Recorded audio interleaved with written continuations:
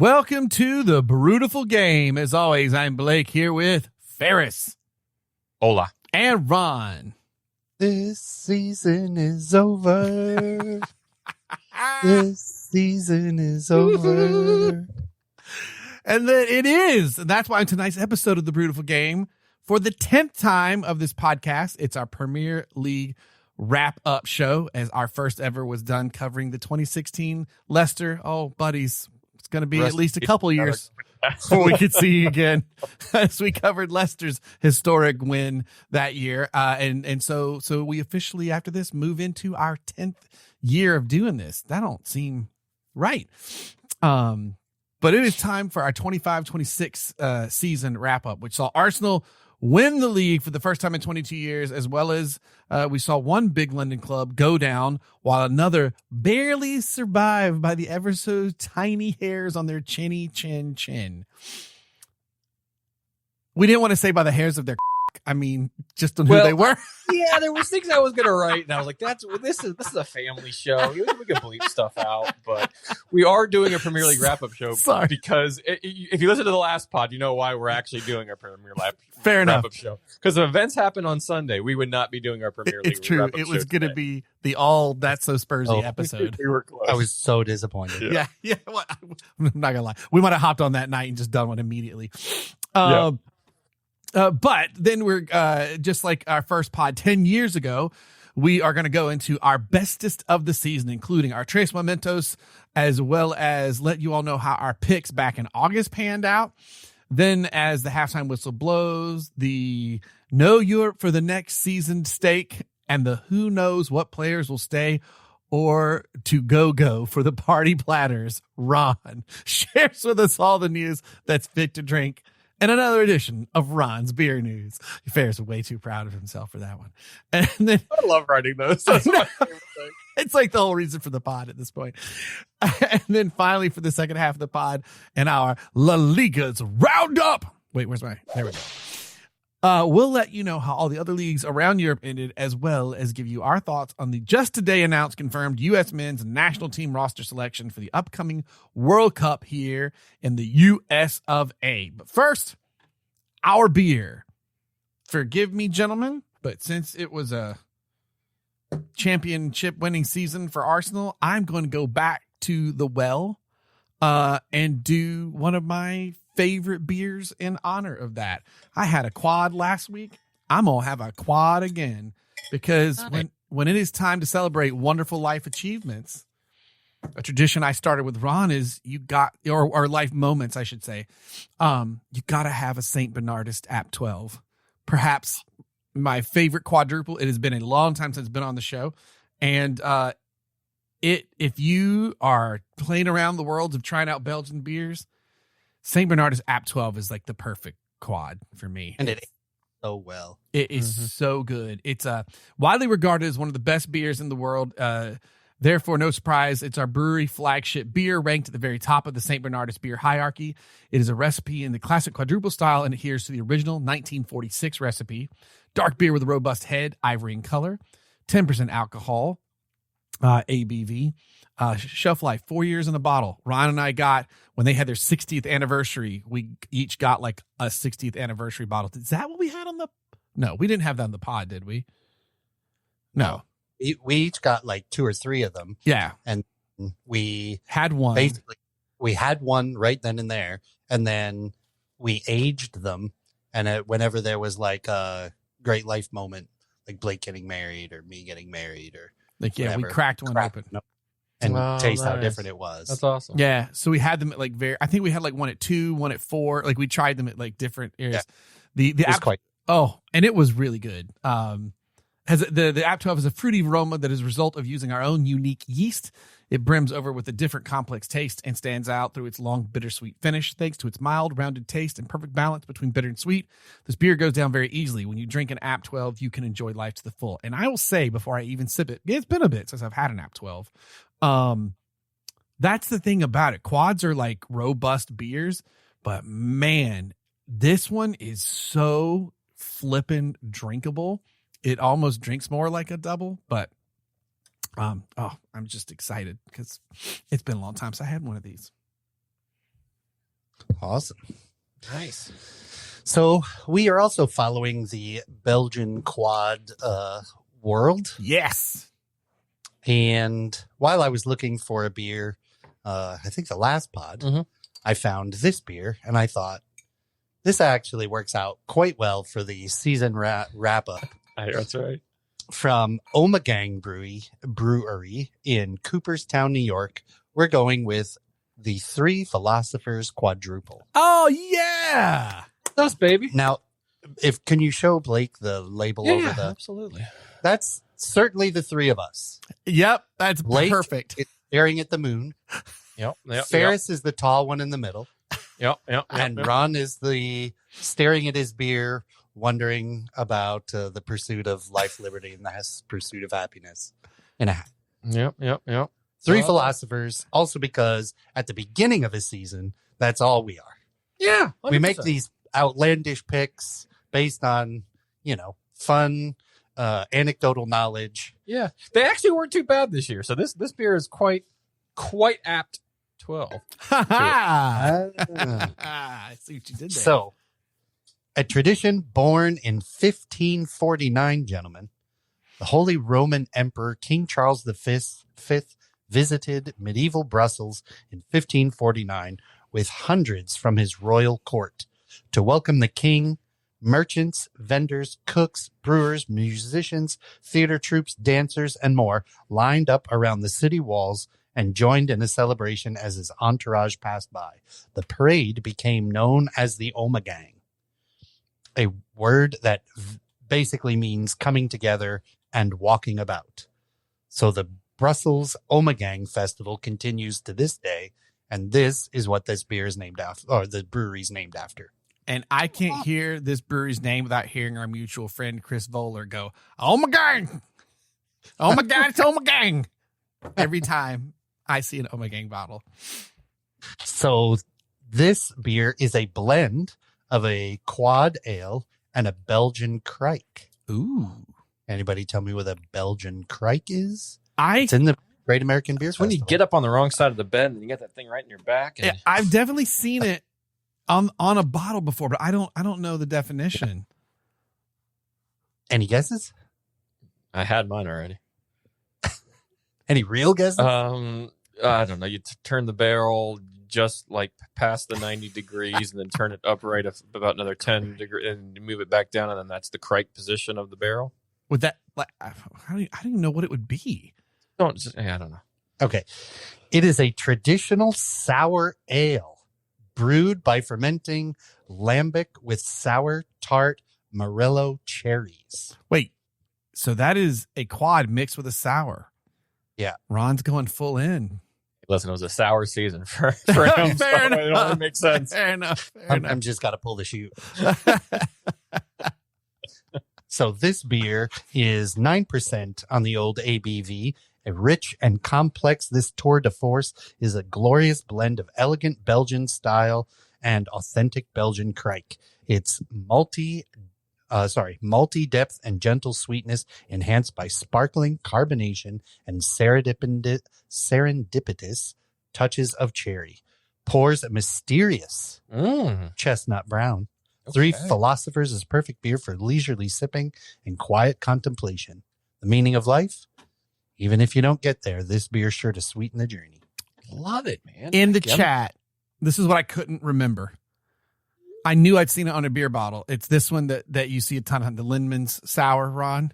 Oh, yeah. That I'm like, I know, I see it on the beer bottle, and I cannot think of what it is. Yeah, okay. Well, this is Leifman's. The Crike is from Leifman's, not Lindman's. But I get your point. No, sorry. The one I sent you is Lindman's. Oh, gotcha. So sorry, my bad. That I just seen that in the beer store recently. I'm like, oh, I see the word Crike in my head somewhere. Also, one of those beer terms that like sounds like a Star Wars character. Speaking of Mandalorian from earlier, prior to the pod starting, Lieutenant Crike. Yeah, right. All right, guys, let's crack these bad boys. Do it. Let's get these quads rolling. Let's do it, man. Let's do it. Okay.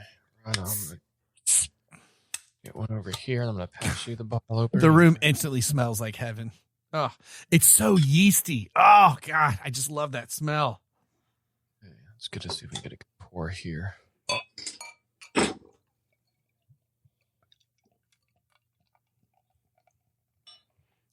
Love we all went quads.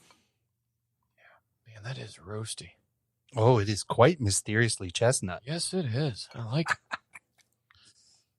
Look at that up against the light there. I don't know if you Yeah. can see. Look at that delicious head retention we have all the way around. I don't know. Let me see here. Let me see if I can get this. Get a good kind of. See that thing, man? Flashlight's on. Yeah, I know. Oh, okay. I was just trying to show him the. Oh yeah, that does look nice. That is, yeah. Oh, More like amberish, but that's the mysterious part of the chestnut. oh yeah, it smells divine. Oh, Cheers, gentlemen. to another Sarga. fun season. Heck Absolutely. yeah. 10 of these down, 10 more to go. It's over. As Blake tries to sip and then have to write on the profanity sheet over there, the bleep sheet. Man, you know what? It's That's okay. That is okay. These are why Very sometimes complex. I don't like this. Very complex, but also 9.7%. Don't taste a bit of it. Nope. Which That's- is great. Great, yes, dangerous. I might have 2 of these tonight. I ain't going nowhere. To me, that's the thing about the St. Bernardus. It has a ton of flavor that is robust. And you have just the faint alcohol on the back like a wine would have. Yeah. But I could drink these all night Yeah. long. Like just all night It's long. funny- No, it's funny you say that because it does have that like end of the mouth feel of it. Is that It's like a sweet alcohol flavor. it's like a But it- brandy? It's not like a brandy, is it? But that's the cherries kind part. yeah.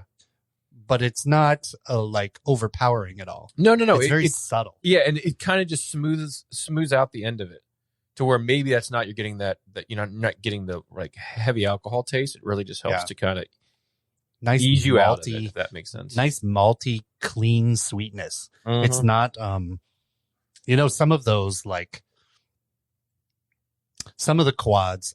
Chimay falls in this category for me, but the Chimay quad is kind of thick from the mouthfeel and a little overly sweet. Yeah, like I don't This be is wrong. much cleaner. I like a Chimay for sure. I mean, it's a Trappist. It's classic. Like it's classic. And St. Bernardus is the style of Trappist without the official designation of a Trappist.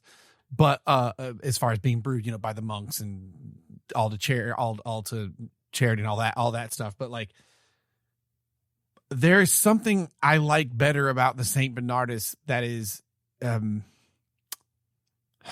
going to say not as full, but that sounds like not as good.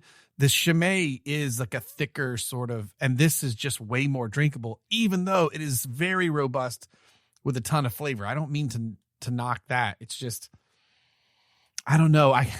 It's one of those, you got to have them back to back to sort of get it. The next time we go to Florida, we got to go to that Belgian bar again and get these on tap. Oh yeah, man! I've been up there in forever. Heck yeah, down for that. Oh, quite good. This is quite good. I like a good Belgian quad And it's too. not sour. Like there's not much No, of the no. sour bitter. Does it in it. balance out the like, I guess like sort of the maltiness and like where does that sour flavor hit in the creek the crike that's in it? Like, It's for me, it's at the end Yes, where the correct, cherry correct. Yeah, flavor that's what I was gonna say. really kind of Mhm. blossoms. Yeah. Like well back in your palate. I don't actually get sour notes out of it. No, you don't get. You get more dark fruity notes from The it. name I dance under. Amen to that. I am I'm enjoying the beer choices for this one. All right, I'm gonna look. I don't think I've had the three philosophers. How much ABV did I say was in this one? But Hey, well, we're sitting at 9.7% over here. I'm right at 10. So I know Alma Gang does is up here in PA. So I'm gonna have to see if I can snag that one. Just because of PA's weird laws, though, it's harder to find bottle stores. So it's very annoying. When soccer's slow, maybe we'll go into some of that. Yeah, right. when we do our history of beer stuff. Although I guess with the World Cup, that ain't really happening this go round. It's soccer all year long, y'all. Yes, it is. All right, gents, shall we move upon to the wrap up of the Premier League? To start off just quickly, we're going to run down the final positions and points of the 20 Premier League teams for the 25-26 season. I don't know about you guys for this pod. I kept pulling up like stats and things and interesting different looks at tables and how some of this broke down. But to just start off with the basic table, I will carry us through the first 5. So at top, as mentioned previously, we have got Arsenal with 85 points with a 44 goal differential as champions of the season. Runners up, 7 points behind, are Manchester City with a 42-point goal differential. Then Man United with a ridiculously strong second half of the season, with 71 points coming in third, 19 goal differential. And then Liverpool rounds out the Champions League spots with 60 points. Sorry. I skipped Aston Villa. Jeez, fourth is Aston Villa at 65 points, just under Man United, 6 points away with a 7 goal differential. And then Liverpool end out the Champions League spots. They're 5 this season. Could have been 6, didn't quite work out. And they have 60 points with a 10 goal differential. 6th place sees Bournemouth. So great to see the Cherries up inside the top 10. Go on, Suns. Yeah. On 57 points with a +4 goal differential. Sunderland, what a season they had in 7th place. Both of them. On a 54 points, although a -6 goal differential. Both the 6th and 7th places qualify for the Europa League. So Sunderland gets a European slot in, I think it's like 52 years. Wild. Awesome. Brighton in 8th on 53 points with a +6 goal differential. They qualify for the Europa Conference League. And then Brentford in 9th on 53 points. Great season that they had on a +3 goal differential. And then the Blues. Singing the Blues. In 10th place, 52 points, +6 goal differential, and we can just can this season. Take a wild stab at who that team is, ladies and gentlemen. All right, in 11th, Fulham. Pretty good season for them, and then mid-table. They were battling for Europe. I kind of wish they would have gotten into it, but all in all, good season. -4 goal difference on 52 points, so tied with Chelsea, but that goal difference playing in there. Then in 12th, Newcastle.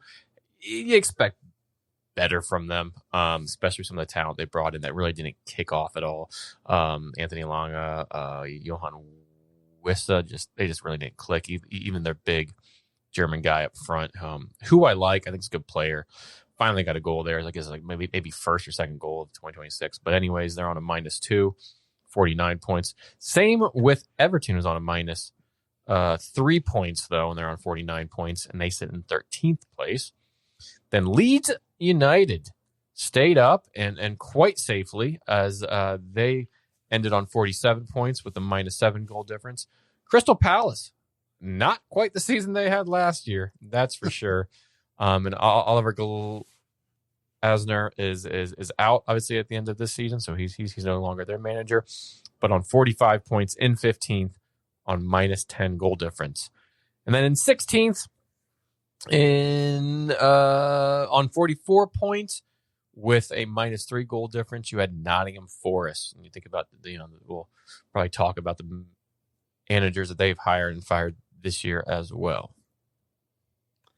This brings us to the bottom of the table. Number 17, just barely escaping. Kind of lucky to have their fate in their hands going into the very last weekend. Tottenham Hotspur are 17th again, 2 seasons in a row, with 41 points and a -9 goal differential. West Ham United, massive club to go down into the championship, and as we learned, busts up the taxpayers of London as they are now out 1.3 million, whatever it is, a year or 5, I thought I saw. Yeah, it's pretty bad. But West Ham go down 39 points. They did all they could their last match. Yeah, they sure Should have done more in one other match, and you might have been all right. But a wretched, also just a wretched season, and got not hot, but a little better. Didn't matter. The negative 19 goal differential. But that it gets worse from there, gents. Yes, it does. Burnley come in at 19th at 22 points with a negative 37 goal differential. And then the Wolverhampton Wanderers at 20th, who I think preseason, none of us might have, I don't know if any of us picked them to go. Did we? A few. But their collapse just rough. 20 points, negative 41 goal differential. But like, hold on, let me just expand the stats out just a tad. 3 wins, 11 draws, 24 losses. Brutal. Yeah, that's not good. Brutal. Man. Yeah. And that right there is your 20 teams and where they fell for the Premier League season. So, gents, let's jump on it. What do we make of how this season's table and the clubs finished upon it? I think we stayed down there at the bottom to start. As you're looking at even just the last 5 games, it's those last 5 games that were just crucial. And what a job De Zerbi did, because I think he came in at the right time to save them. Without him, they probably would not have come up. Like, plain and simple. 3 wins, a draw, and a loss in the last 5. That's compared to only 2 wins and 3 losses from West Ham. It was a 2-point swing. But you know how we always say, you stick on 40 points, you stay up. That was absolutely the case here, as Tottenham on 41 and West Ham on 39th. Just because I threw it out for Wolves, I mean, Tottenham had 10 wins, 11 draws, and 17 losses. West Ham had 10 wins, 9 draws, and 19 losses. I mean, about as close as you. It's a swing of those 2 games. But I think that's the big thing, right? Point. Is like they were 17th last year. They're 17th again, and it was so close. Last year was 17th, and they were fine as far as relegation was concerned. The scrutiny will be brutal as soon as the season starts for them, because that's once is 2 times in a row is rough, right? And they had good managers in that time. You know what I mean? But they've already been through 3 managers now. Yeah. I know this is a weird perspective and maybe an unpopular opinion, but I think it would have actually been better for Tottenham to go down. And the reason I say that, they have all these players who they're not going to hold on to because they're not going to want to play in the championship. So you get to bounce a whole bunch of these players by mutual consent, which means you get to negotiate the terms in which they leave the club, cutting your wage bill massively, right? Then you get to hire sign a whole bunch of new players that you get to train all season long in the championship who are hungry. Then you come back into the Premier League much leaner. You've got a year under your belt already to get these players to gel and to give yourself the ability to get, mid top of the table next season or the season after. Yeah. But hold on. But the way they are now, right? They're going to use the fact that they're staying up. They're not going to be able to get rid of that many players because they have similar problems to Chelsea in that they have a bunch of players on high wages that didn't perform very well. So they're not going to sell very easy because... Well, and they have a pre-tax loss of 126 million pounds right now. 120 million pounds. So I think oddly, from a Moneyball perspective kind of idea, right? Not a traditional going down is bad and staying up is good. This could have been an interesting and unique opportunity to hit the reset button when you really need it. I don't disagree with you, but the problem is it doesn't come with guarantees. There's no guarantee they come straight back up that following year. You are correct about that. Which throws that entire plan into look, flux. if Ipswich can go right back down and come right back up, there's good chance that Tottenham would be able to do this. Sure, you would think so, but if you're offloading that many players, who are you bringing in to survive through that slog that is the championship? I do have a feeling that if you had to pick between the two, I think Spurs would have done better going out and coming back up than West Ham will. I think West Ham is agreed, but I don't like it's you. The sure, expectations aren't points going in to be hand. that high on Tottenham going into next year because they placed in 17th. Yeah. So, you assume that they go up, right? Well, we assumed that last season, but Premier League survival for wage bills and what they would win, and or even what they're getting paid just to stay in the league covers, I think, that loss you're talking about. But I don't know. I do think with the new ownership, that wouldn't have been a bad idea, Ron. Again, there's just no guarantee that they come right back up and they don't get into a Leicester City type situation where now they keep tumbling down, or a Sunderland of a few years ago where they kept tumbling down, And I think De Zerbi's the right guy for this team, and that showed in these last crucial 5, 6, 7, 8 games that he joined, and that's what kept them up. Barely. Well, but it shows you how much a manager that can galvanize, even with all the injuries they had, all of that, could just a single goal is what kept them up. I don't think that's accurate though. What you said, you said about the that should cover the losses, because they have a pre-tax loss they recorded of 120.6 million, but the stadium is part of the problem because the financials often feature paper depreciation. Amounting to where it says here on this article, £57.6 million in recent accounts, which worsen their pre-tax loss figures artificially, coupled with about $30 million in annual interest payments, service loans. Their debt load is real heavy and impacts the cash flow. And then they also have committed to paying off over $260 million in outstanding transfer fee installments of past signings. So that is the scare. I think all jokes, Spursy aside, that's the stuff right there. It is not. And Ferris, you could be very right over what Ron is saying because of those things. And if you'd lost the Premier League TV money, even with the Premier League, they've got a struggle bus trying to cobble together something for next season. They have the sixth highest wage bill in the Premier League. Yeah. Right? And most of it sitting injured. Right? You could have. Not only were they injured, and you're going to have, some bounce back, but you could just tell, even a third of the way into the season, heads were hung. The seasons was over already. There's so many players that are disenfranchised, so many players lacking confidence, so many players that don't believe. If you went down, you could cut that wage bill massively, and you could just hit the reset button. And you got to keep a few good players that you're going to build the rest of the team around. But man, how are you going to dig the morale out next year? Do you think with them staying in though, that there's still going to be a tremendous amount of players who are like, oh, great. Hey, agent, I need you to, we're getting out. You got to help me out here.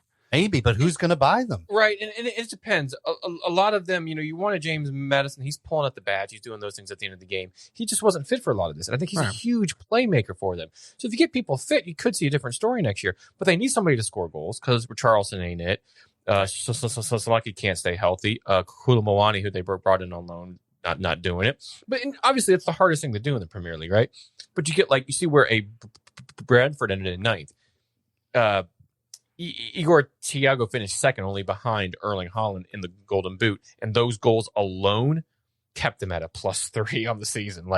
22 goals out of the 55 they scored. That is immense, right?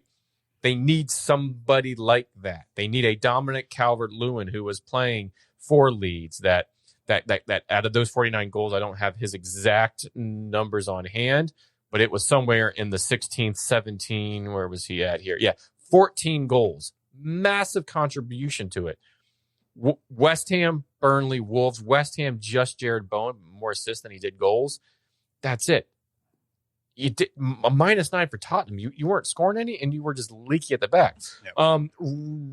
Real quick, I know I mention them all the time, but if you head over to theathletic.com, there's a great article. It's called The Bookkeeper, Record Premier League Prize Money Revealed for how much each club earned this past season. So you go, obviously, your top team in Arsenal, making a 198.7 million pounds. Man City 192.5. Man United 191.5. Obviously, it goes down. We get down to Tottenham after, and this has like the amount of live games that they played on TV, European matches, fields, merit payment, your international shares, that sort of stuff. But Tottenham, look like they're going to get paid 135.8 million pounds this year. And, even your Wolves going down 117.7. That's how much they got paid this year. So obviously massive just numbers because the Premier League is the biggest league in the world. But to your point, Blake, does that cover cost on stadium and other costs that they have that, might bring them even, might just kind of help pay it off a bit? Is a question, and you get a parachute payment going down, but again, just Tottenham to stay in the league, I think is big quick for them. Yep. How much did you say they get? 135.8. They would get more money on their parachute payment. Yeah. 139. Right, but I believe they still get paid this for being in the league this year. But they couldn't charge as much to come into the game, so there's some stuff that would offset that, like the tickets would be cheaper and that kind of thing. Right. So yeah, I mean it is better on paper financially for them to stay up. The question I think that Ron has that is where I would be worried would be, is the closeness of this enough of kick in the ass to get this back over the hump and get in the top 10? Or just comfortably. I mean, I guess if you could pull a West Brom Albion that we always just sit comfortably at 10 or 11, if you could pull that off like next season, that would be a huge improvement to not have to sweat the season. Or would that sort of crash out have been something that for them to try and come back on? I am worried about West Ham going into the championship. That's gonna be hard. Yeah, for them. And if they retain the likes of Jared Bowen, Fernandez in midfield, and a few others there, I agree. We'll see with them, and I hope they come back up. You know what we'll see in the championship, with them going down? What's that? West Ham and Millwall. Oh, yes. Yeah, that's gonna be dirty, y'all. Yeah. What other? Can we talk real quick? Like, Bournemouth and Sunderland, both in Europa League next season.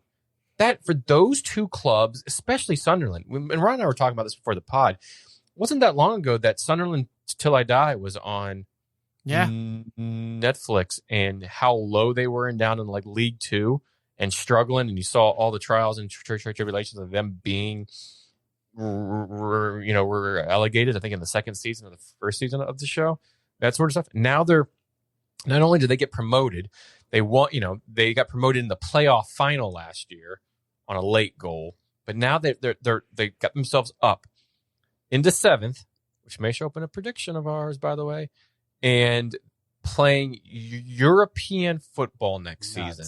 How cool is that? All on a -6 goal differential. Yeah. How is that? And losing one of their star best players partway through the season to another team.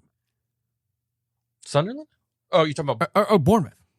Yeah, to go back to Bournemouth. Yeah, between Bournemouth and Sunderland. Yeah. Like, it's so great. Both the parity in the league is awesome. And I think it was more so this season than anything.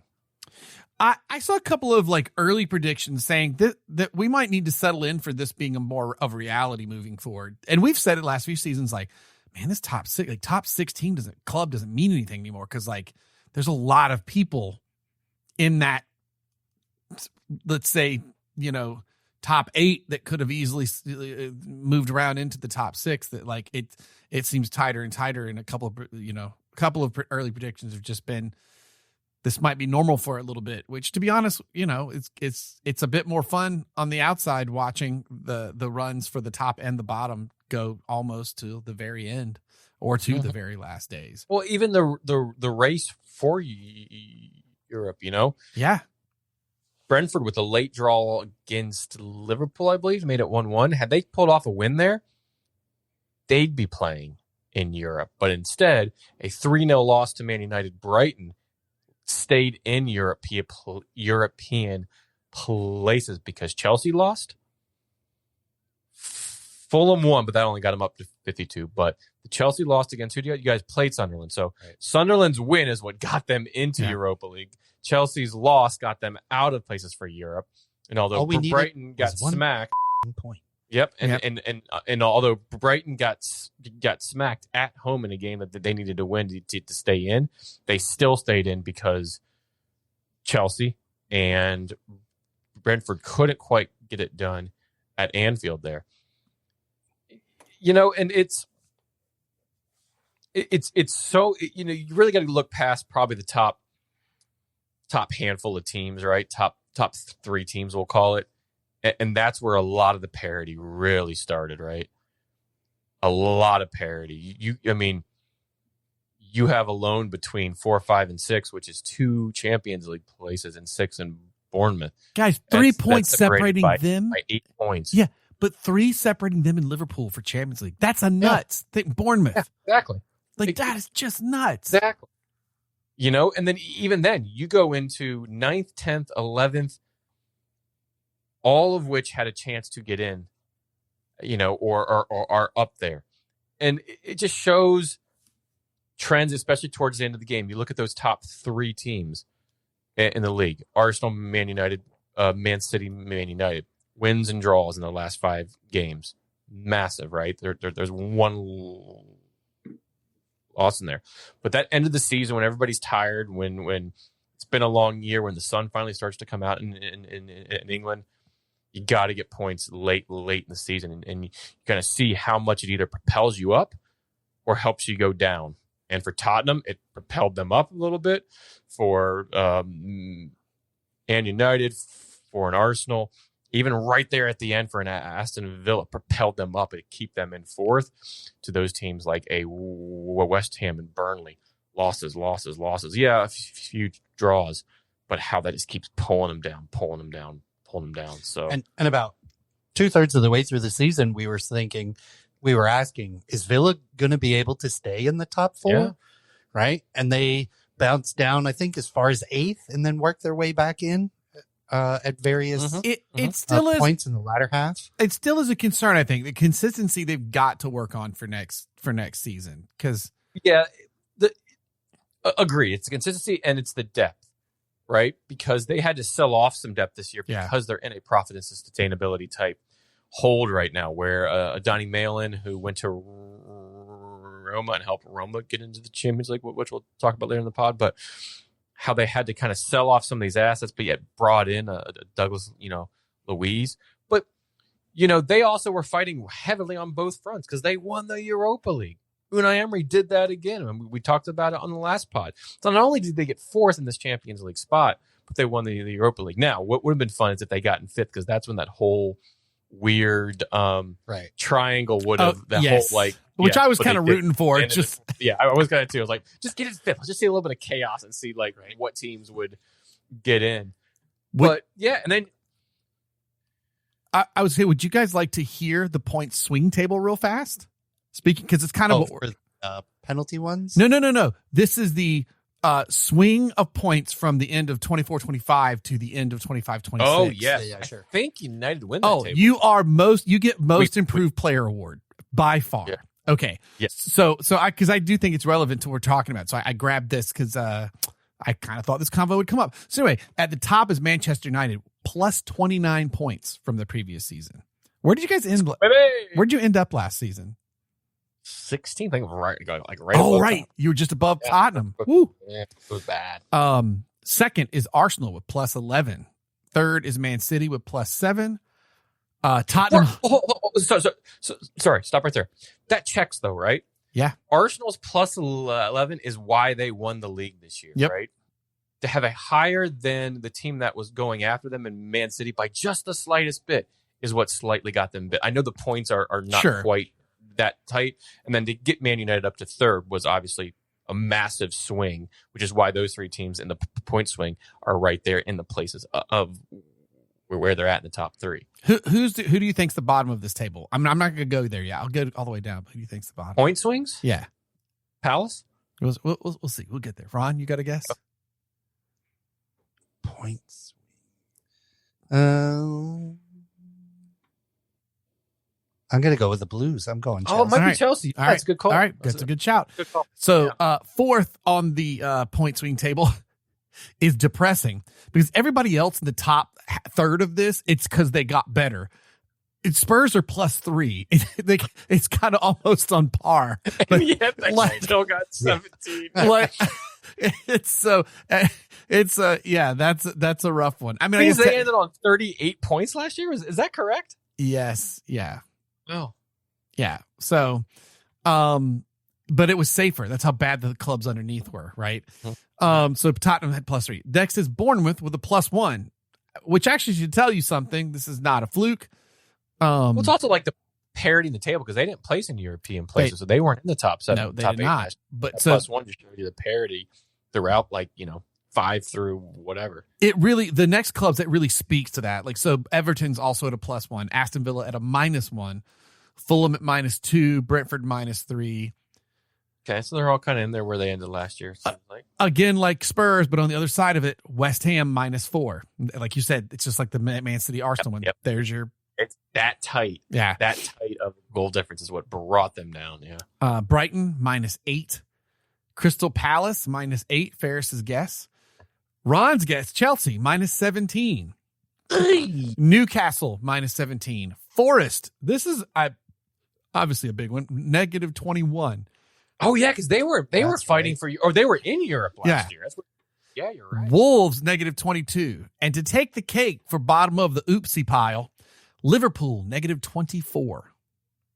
That's right, because they won the league last year at 80-something points, and then yeah. I hate to bring up an old topic from a pod. I've changed my mind. I definitely think Slot does not make it to Christmas. I told you it's going to be until December. I get that feeling. Yeah, me too. If his first handful of games don't come off, I'm not sure. Rebecca Lowe was like, I don't think he makes it past the summer. But -20. That's brutal. And they came out. I think they already came out and said that they're going to retain him through the summer, which I think the right call. But yeah, he's going to be on a short leash. It's going to be like he's here to at least September 1st. A Ten Hag thing, right? Where they we'll sign up Ten Hag because he won the FA Cup that year against Man City, and then 7-8 games in, he go home. Well, I had to snag. I saw that stat and was like, "Oh, that's a good one for because there's some wild swings in there."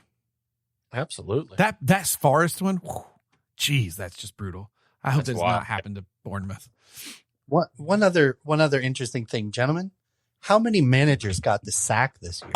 Can we save that? Because that's going to come up in one of our questions. And we're going to talk about it when we do our predictions. So we always pick the first to get sacked, so we can talk about it then. Oh, but okay, yeah. And I also in some of our questions that we do for ourselves, I definitely have that as well as one of the things. So yes, because I got that answer. Shall we get to those then? Yeah, is that a good segue? Look at Ron setting up the segue. You're welcome.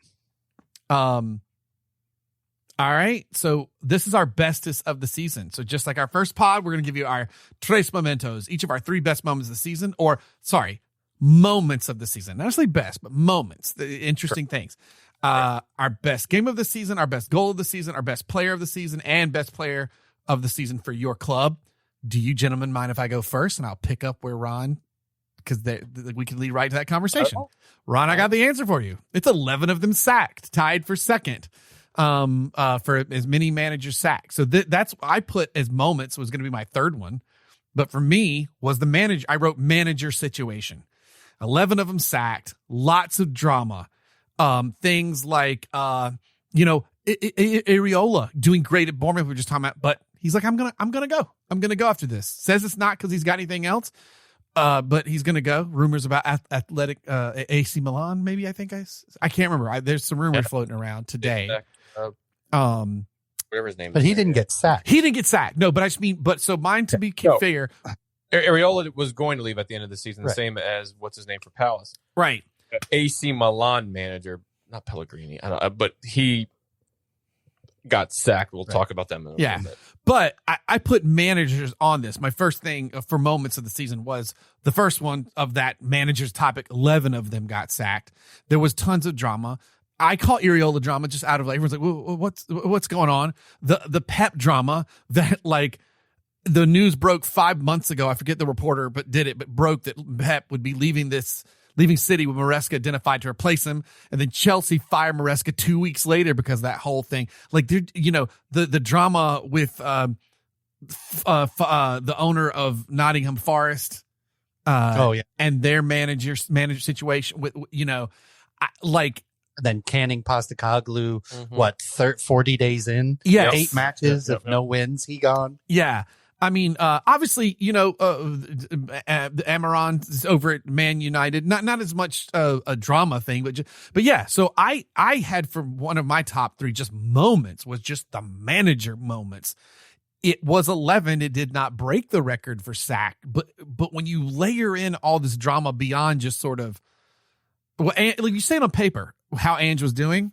Didn't win 8 games, they fired him. But the way it went down, the rumors and stuff that are about the owner from Forest being so hard to deal with. In fact, did he just get like arrested or something? Something just happened with him about behavior somewhere else. And then the news breaking about the Pep thing, and that was Maresca, and then Chelsea mad at that. Like just a wild season for manager drama off the pitch. No tie flipping like old Jose and Arteta, but or even what was the one? Who was it? Was that Louis van Gaal taking the sniper bullet? Or Klopp and God, Tuchel? Is that who got mad? Who got so mad at each other? Antonio Conte. Conte, that's who it was. Yeah.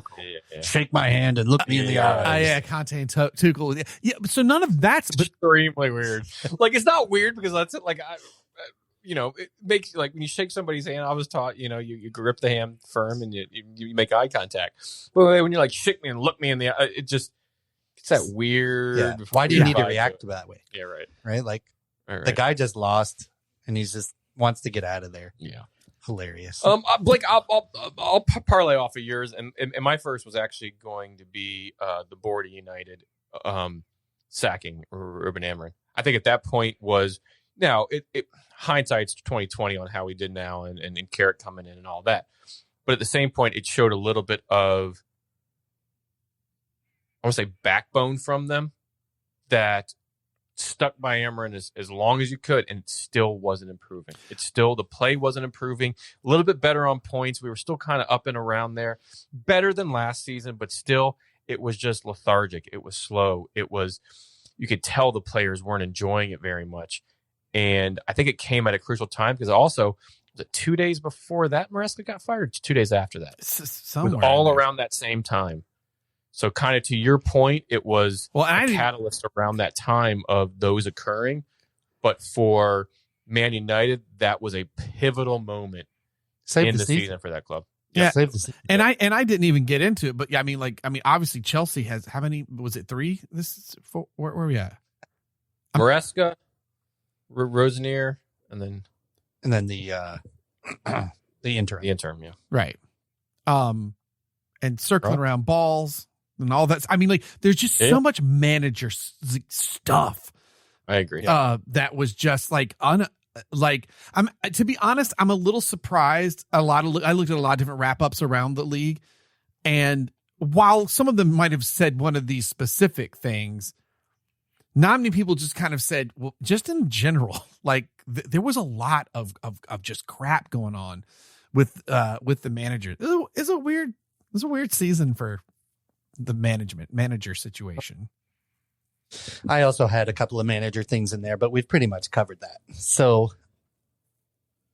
a kind of a surprise for me, a surprise that Bournemouth drew Man City to give Arsenal the title. Yeah, And to be honest, That's true. It's a big Bournemouth- moment. Yeah, it's a big moment. Bournemouth was bossing that game until the last, 10 minutes. Holling scores a bounce around ball to, get it to be 1-1. But Bournemouth stand up against the citizens to. But they also beat Arsenal just prior to that. Yeah. And opened the league back up. I mean, Bournemouth was freaking good this year. Mm-hmm. And you're right. That's a pivotal moment. And we'll go back in reverse order because my moment wasn't necessarily wasn't that game, but it was a pivotal game because Arsenal and West Ham at the end of the season and that huge VAR call. I think that was a massive moment. However you go about it, however you think about it, because of the VAR talk, because of the consistency talk, because of how many points were on the line, because one team ended up going down now and one team won the title. So many massive points around that moment, that one moment on that corner that just absolutely it's at the end of the season, right? It was game 37 or something. 37, yeah. And just wild how much that almost you look back, man, this is the best league in the world because this is such a hot topic, talking point at this stage of the league that when we talked about it on that pod when Tony was on, how it just kind of had been talked about all season in some aspects, right? How corners were taken, how VAR was, the consistency of it all, and it kind of just built up and then exploded in that moment there. So that was my second moment of the season. Blake, all right. I you maybe think of an honorable mention, but I'll save it to after we're done with our three. Then, but maybe think of an honorable mention. So my other one that I was going to start with, big money signings being just turds in a punch bowl this season. Sure.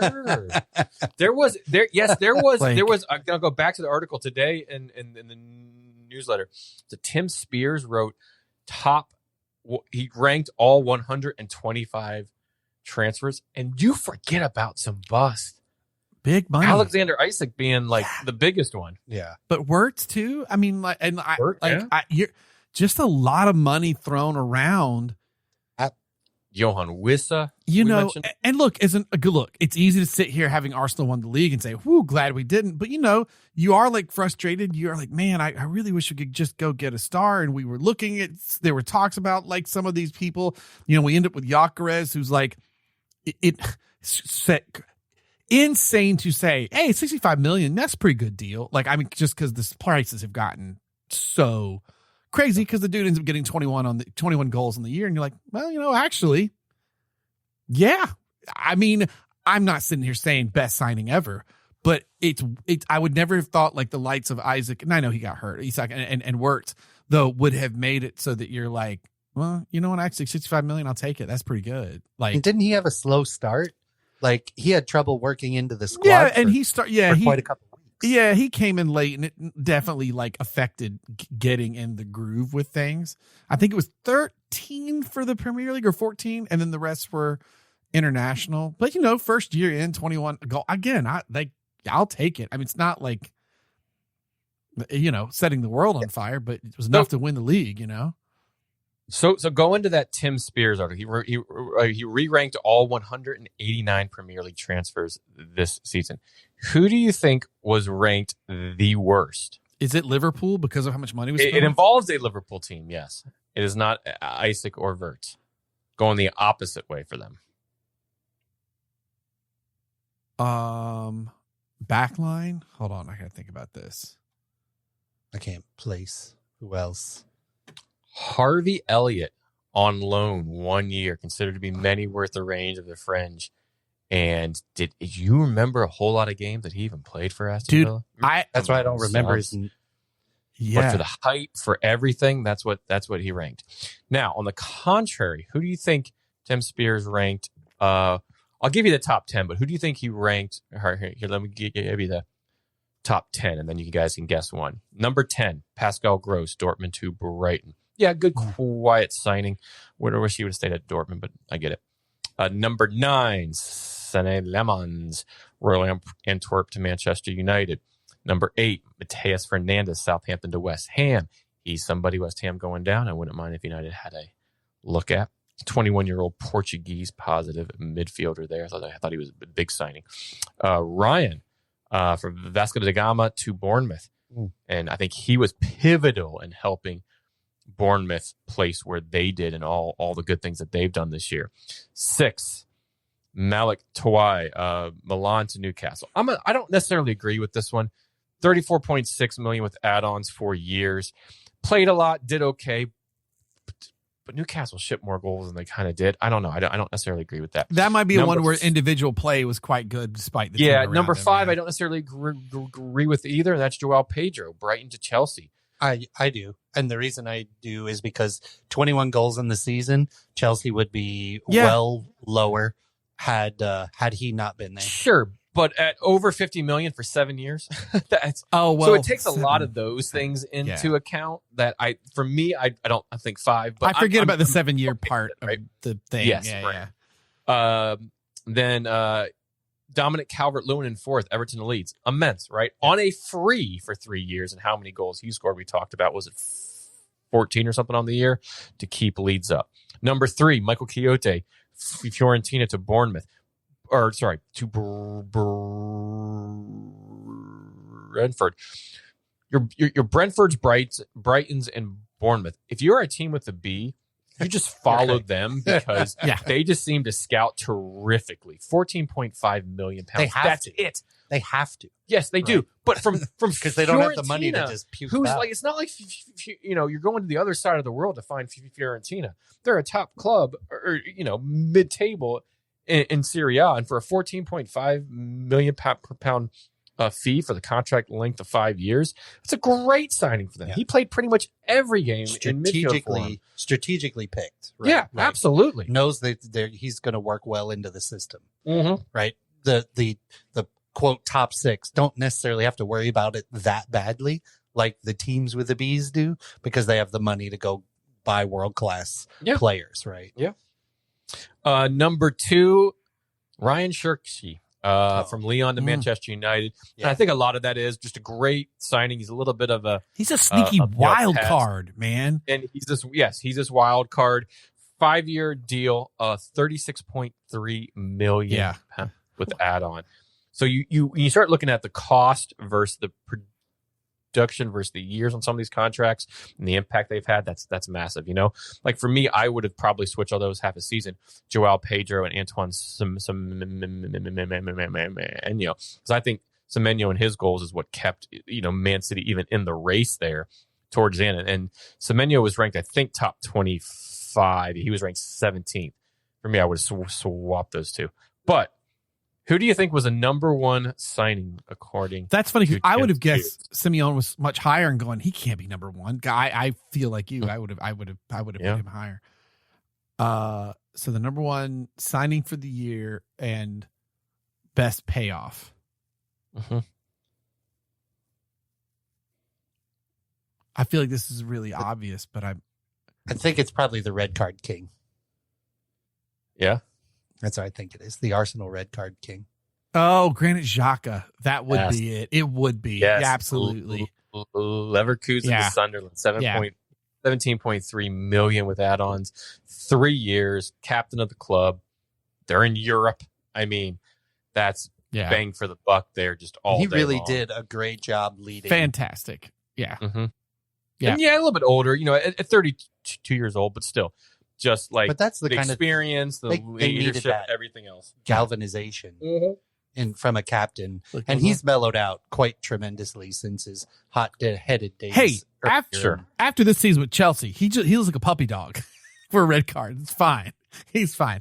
Once he's done in 3 years, come on down to Orlando. Come retire. Yeah, exactly.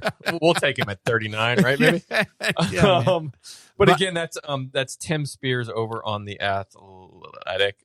Came out today, re-ranked all 109 Premier League transfers. Hey, nice find. Glad that topic came up. That was good. That was a good convo. So we each got one more moment left? Yeah, correct, right? Yeah. Yeah. Blake, I think we'll go back around the horn. So then you start. I mean, oh God, this was so awesome. 16 years old and 244 days old, and Max Dowman gets put into a match that Arsenal has to win to continue to keep fighting for the league against Everton. And he doesn't get the assist, but his beautiful cross goes right into a quick assist that leads to the Gyökeres goal that breaks the Everton defense around the 88th minute, somewhere in there. And then becomes the youngest goal scorer in the Premier League ever, racing back down the other side of the pitch in extra time to score against Everton. That was awesome. And like him with his braces and all the conversations of like, what's he doing tomorrow at school? I think it was like a Sunday night match or something like that, was just hysterical, very wholesome. And I mentioned this in the pod that it happened, but I really appreciated the restraint from both coaches and press that were like, yeah, but we're going to be cool. He's young. We're not going to hound him. An oddly, I guess the British press has a line, and it's very young players. That's about it, because they're pretty. They got a line. I know, because they're so brutal everywhere else. I mean, but I thought that was an awesome moment. It was really fun. This year, this was hard because there are a lot of moments and things I think to put in there, but that was an awesome moment. For me, it was the final whistle blowing in Manchester United versus Liverpool and the return to the Champions League, where it's just like, it's like we won the league, but it was more of like a holy we did it. Yeah. And we did it with like games to spare. Like 16th last season, sacked a coach, interim in, Carrick's at the wheel, who, by the way, the club did officially appoint him for a 2-year deal, which I think is very smart and all around. But anyways, that moment, I was in Tampa at McDinton's, and not only that do we achieve Champions League, guaranteed Champions League for next season, it was against Liverpool, and we did the double over them for the first time in like 10 years. We beat them both times in the league. First game, if you remember, Harry Maguire, big old slab head going goal very late there at Anfield. And then we basically scored all 5 goals for them when they were, playing in Old Trafford. And that also confirmed that we're probably going to, I don't think it was 100% confirmed then, but that we would finish the season above them in the table. The Champions League back, it just, that was a great moment for this Man United fan. Nice. So my last one, it happened very late in the season, but it's all of the parties, parades, speeches surrounding Pep retiring. Like, I sent you guys some of the chat or some of the videos in the chat of Pep, giving his farewell speech to the Etihad, which was just incredibly heartfelt and cool. And no matter what you thought of him as a manager, sure, whether you liked him, loved to hate him, whatever, he changed. He changed the face of football globally in his tenure at, well, of course, before he got to City, but at City. I don't think there are many folks. I hear a lot of, I don't like Man City, but I don't really hear like I don't like Pep. I think Pep is one of those guys that, just like we used to be like, none of us like Liverpool, but I'd go get a beer with Klopp any day. I'd sit down and want to BS with Pep too. Like, he especially, he said some, we don't get into politics stuff, and I'm not getting into specifics, but he also like spoke out on some things that I was like, wow. And he was very poignant about them that were outside of the world of football, but like in a very thoughtful way. And I just like, man, damn it. I don't make me like you, Yeah. And even when his teams, lost, he wasn't sour grapes. No, he spoke eloquently. And I was thinking, like, whether or not you think he might be the greatest of all time in the league, I think in our lifetime, and even in the past 10 years we've been doing the pod, we've probably seen the 5 best Premier League managers of all time. Sir Alex. I'm going to name 5, not in any particular order. Sir Alex, Pep, Mourinho, Wenger, You put Klopp in there. and Klopp. Yeah. Well, it's some really. I mean, yeah, it's true. I think those are probably the. I can't think of anybody that would crack that top 5 in the Premier League era than those 5. And despite Impact, for culture, for legacy, for win ratio, also, you name it, for all those Big things. Sam. Two of his proteges, Of course, Big Sam. and 2 of his proteges lifted trophies this season between Company and Arteta. And one of them was And presumably going back to and coach. Maresca. Yeah, and one of them. Yeah, Maresca lifted trophies too. Yeah. So, yeah. I mean, the jury's is a bit out of there. I think anybody that steps in.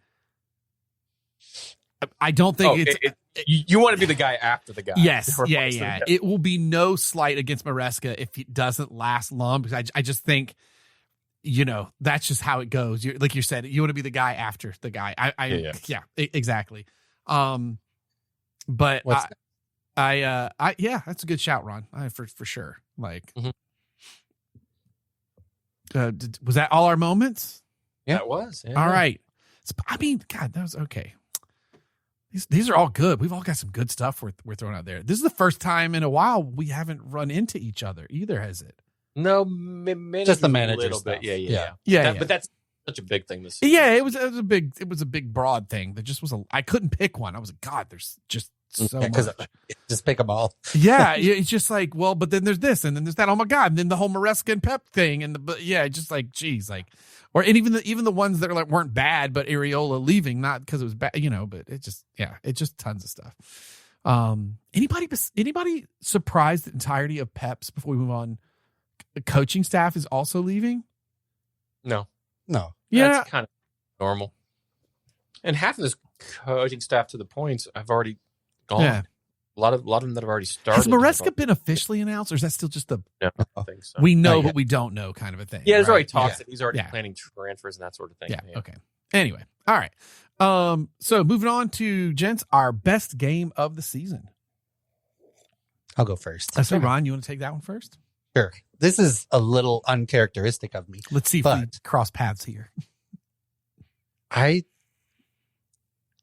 honestly think, for sheer entertainment value, is what I'm basing this on.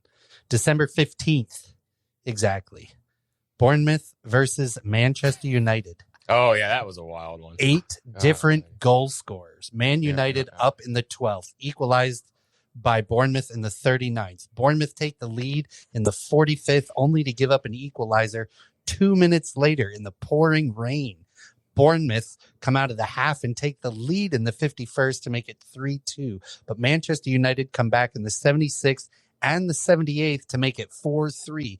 And Bournemouth gasp out of stoppage time to equalize and make it 4-4. Instant fun, open game, back and forth, incredible match in the pouring rain. That's a very good shout. I kind of assumed it was Ferris's, so I did. No, mine is a Man United game. Surprise, surprise. But mine was actually the January 25th 3-2 win away at Arsenal. Not only because it was away, we beat the champs, the eventual champs. 3-2 game, back and forth, 1-0, 2-2. 3-2 with a late goal, which might be something else here in a second. But also, if you remember correctly, January 11th, FA Cup first round got knocked out. Carrick started that very next match. His first 2 matches, Man City, which United won 2-0. I thought you were going to pick. And then Arsenal. Yeah. And then Arsenal 3-2 was kind of like, holy crap. He just won both of the, not even just got points. Yeah, he just won both of those games, the 2 hardest games on our schedule, 1 and 2 in the table.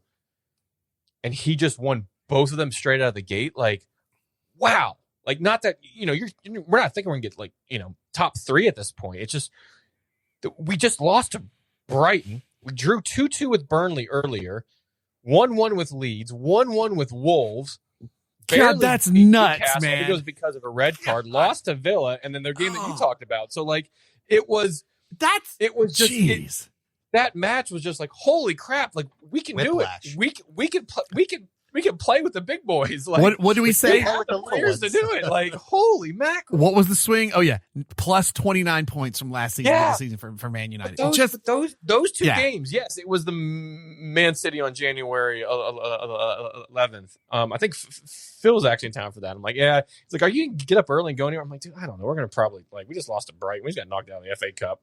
We got no more games besides the Premier League. Like, I don't know. And he's like, yeah, I'm in town. I was like, all right, come on, let's go to the Kel. And then we went to but like that game was awesome. You're like, holy crap, we did it. And then you're like, okay, now we got to go to top of the table. They only give up like no goals, and they'll score 1-0 on a corner and we'll lose. That's a 3-2. It's an awesome game, and United come out ahead. You're like, oh my god, like they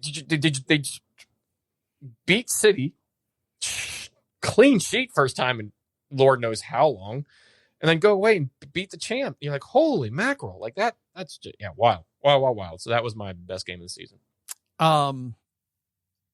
Mine was, it wasn't a heartbreaker. It's just, I wanted to see Man City drop points, and this is a match. They won it, but I don't care. I'm picking it. It's December 2nd, Fulham 4, Man City 5. Good. That game. Oh was yeah. Bonkers, and it could have been 7-4. It also could have been 5-5 at the end. Like that match was bonkers, man. Like what a just fun, like everything you love about watching soccer. That was a wild match. It's hard for me to throw a Man City win on there, but I'm going to do it. I almost did put the Bournemouth Man United one. I really thought Ferris was going to pick that one. Or I figured you'd pick the Man City Man Fair United enough. one. But yeah, that game was nuts. 9 goals, and what was it? So some of the stats were, they've City's beaten now at the point time 19 times they had beaten Fulham in a row.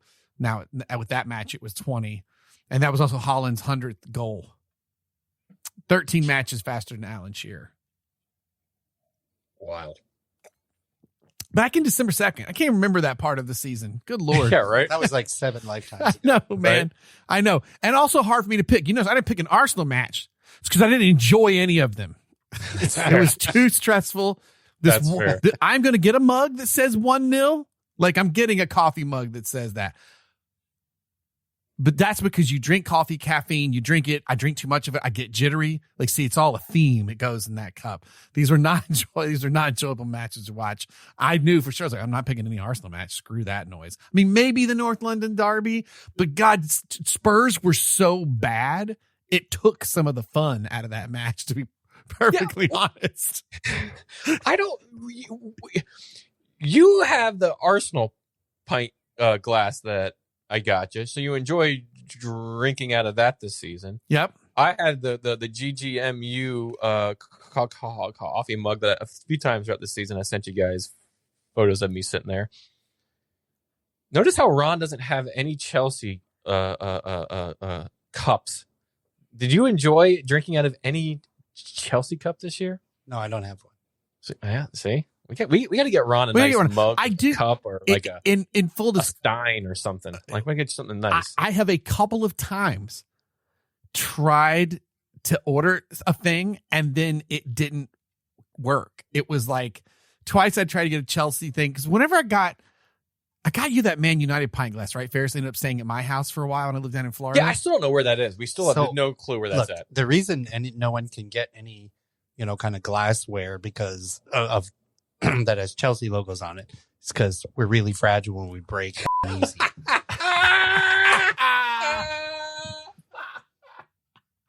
Clark, it's the gift that keeps on giving the whole year.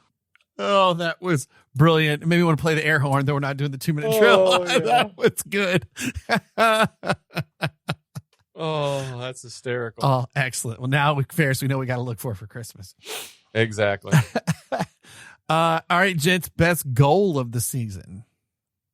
I'll kick it off since it's my turn. And I actually got it up here. was from that Arsenal Man United game. It was not the Dorgu goal, which was phenomenal, by the way. No, it was the third goal that won it, and it was the Cunha goal. That is he takes it in midfield, turns, and lashes it bottom corner, and that is not only like the game-winning goal minutes after Arsenal just tied it up at the Emirates, but the turn, the shot, that's what we've been waiting for Cunha all year on. And yeah, he had a few goals here and there and a few things, but man, that goal, the excitement, the black and yellow kit, but that little turn, like Kobe played it well. The turn, and then he just lashes it. And I'm not a keeper in the world stopping that, even though the best one of this season. And also, I loved it because I probably watched this thing tons of times that day and watched it tons of times since. It is one of my all-time favorite goals. But he also coins the celebration that he kept doing all year, which you're like, what does he do? He does this surfing thing. Right.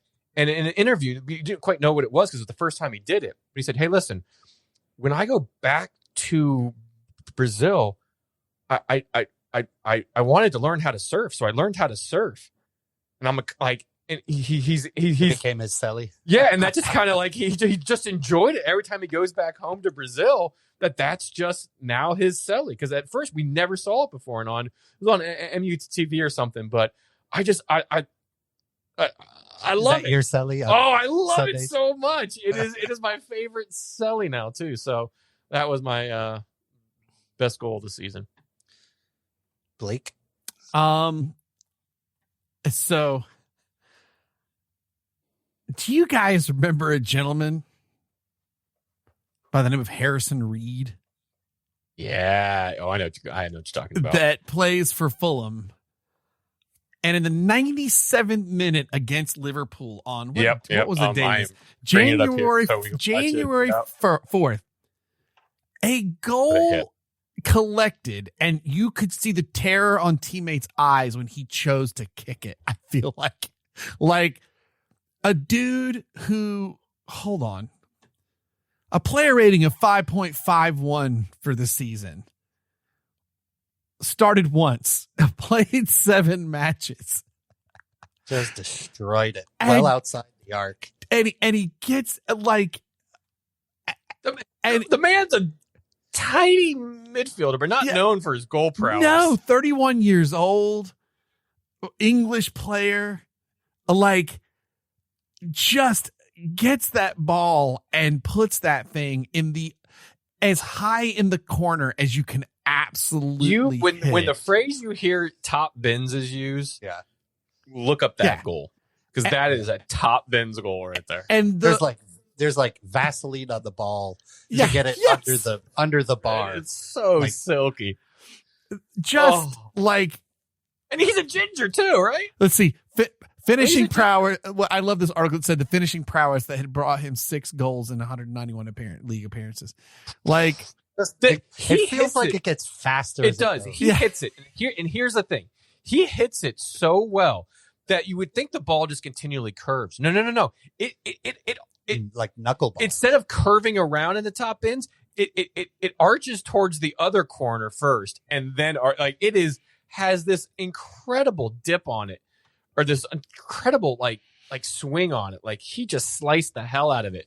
But man, that ball is moving. And there's, again, not a goalie in the world stopping that one, because that was top bins. In the annals of the Brewtiful Game, this goes under a subcategory as well. Best and most unlikely goal of the season. Fair. Absolutely. And the 96th 97th minute. Yes. Yeah. The 97th minute of 97. Literally, when we wrap the pod, play it again, listen to the commentary. Well, surely Liverpool has this wrapped up by now. Oh my God. It's like, it is at the death. Liverpool has this match.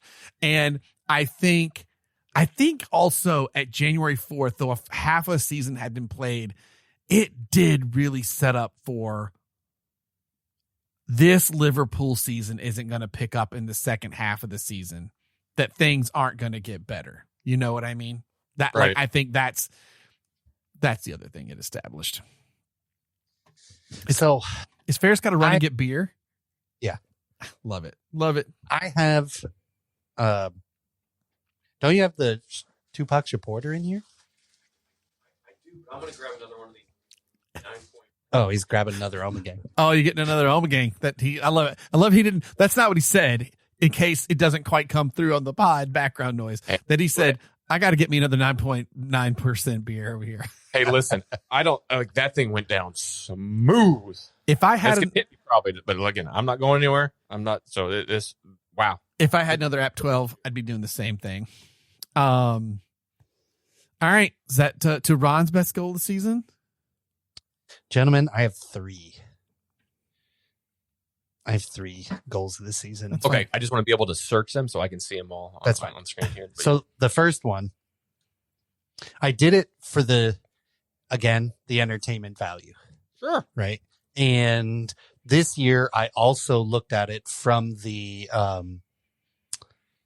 Zlatan point of view. I like it already. Zubamendi's volley from a headed corner, which he struck it at the top of the arc to score over the tricky trees. Say that again. Zubamendi. No. The last part. The tricky So trees. he strikes it. So it comes from a corner, goes into the box. It's headed away from goal, well outside of the arc, and it's falling to Zubamendi.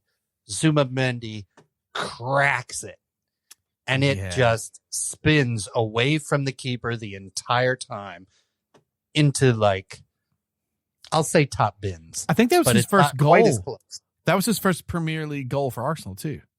And it was against Forest. Forest. Is that what you said? Yeah, the tricky trees. The tricky trees. I forgot this one. Oh, that's a good one. I love. Okay, I just see this one again because I don't And it's- remember this one. I don't it's- think. I like it because I feel like that had been a Zlatan goal all the way. When Yeah. you see it, Okay, you'll see. okay. Look at this. Just delivers in from a pretty decent cross, headed away, right to him, bang. Oh yeah, Right Just takes it there. in the Yeah. air full force. What a goal, lad. Go on. Yeah, I'm Yeah. looking at that now. Just- yeah, Yeah, I forgot about that one. That is sweet. that's a And you could tell. I have to say it again, but he cracks it with such. Did the ball even move after it left his foot? You know how it just statics in the air. Yeah, this one, Stays- you'll see this flat on camera Yeah. angle, and it's just rolling away from the keeper to the Oh. corner the entire time. And he has that kind of turn of the hips. It's like, Mhm. Oh, he hits it perfect. Yeah. Like the technique and everything look at about this. it. Bam! Bang. Oh yeah, Yeah. that the whip at the very end there. That is tough. Just look at it. And spin. Sells is a good goalie. I think he won goalie of the year last year. Like he is a good goalie, and that ball just is hit with such force. Yeah, you're right. It just wow. Even gets hands to it. Mm-hmm. yeah. But couldn't Doesn't- keep it out. Doesn't matter. Yeah, that's a good shout. That's a good one. Good shout there. Okay, All what's right. the next one? The next one, Tyler Adams. Oh, he had Ah, a good Barrett. one too. Yes, he did. I remember this one. His near half pitch Yep, shot in the late in pouring season, right? rain against Sunderland Yep. on November 29th. Oh, is that early? Yeah, it gives a But new I- meaning to "Cold November Rain" by Guns Yeah, N' right. Roses. He just, I didn't what a think it was this beautiful early. strike. Look at Oh, it. he sure does. That's right. Takes Oh, it just yep. past the arc at halfway and cracks it. This was also a good match. Just Yeah. pretty.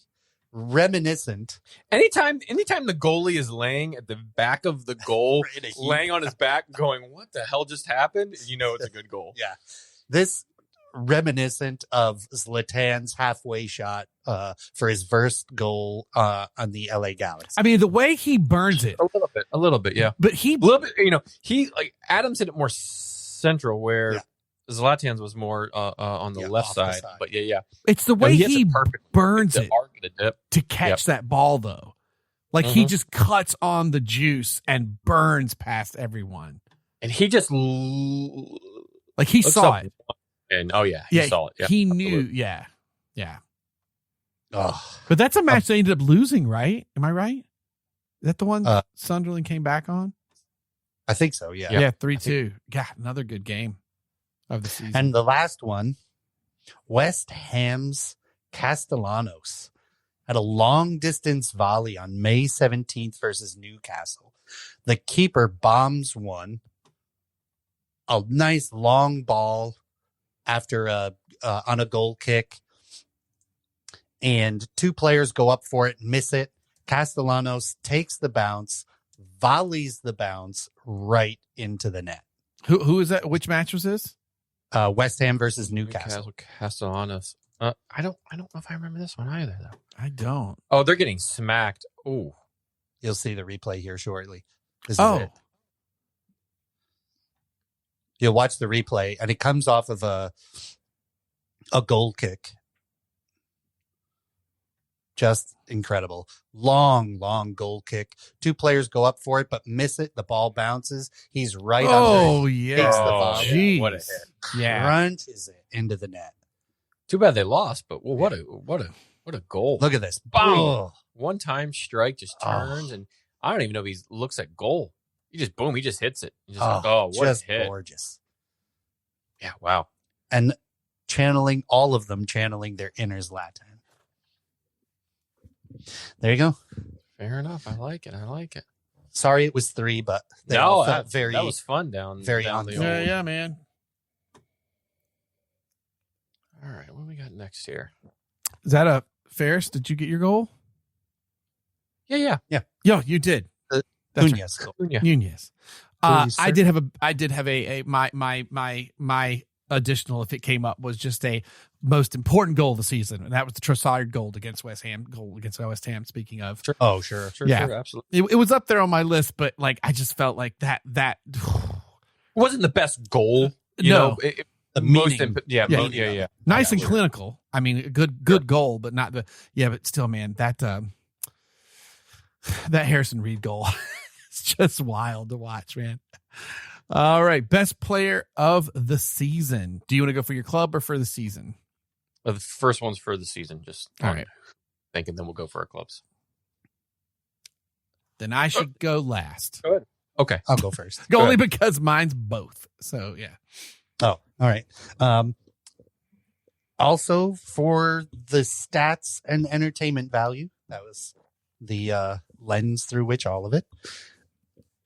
I have to go with Arsenal goalkeeper David Raya. Okay. Most clean sheets of the season, had the fewest goals scored on him.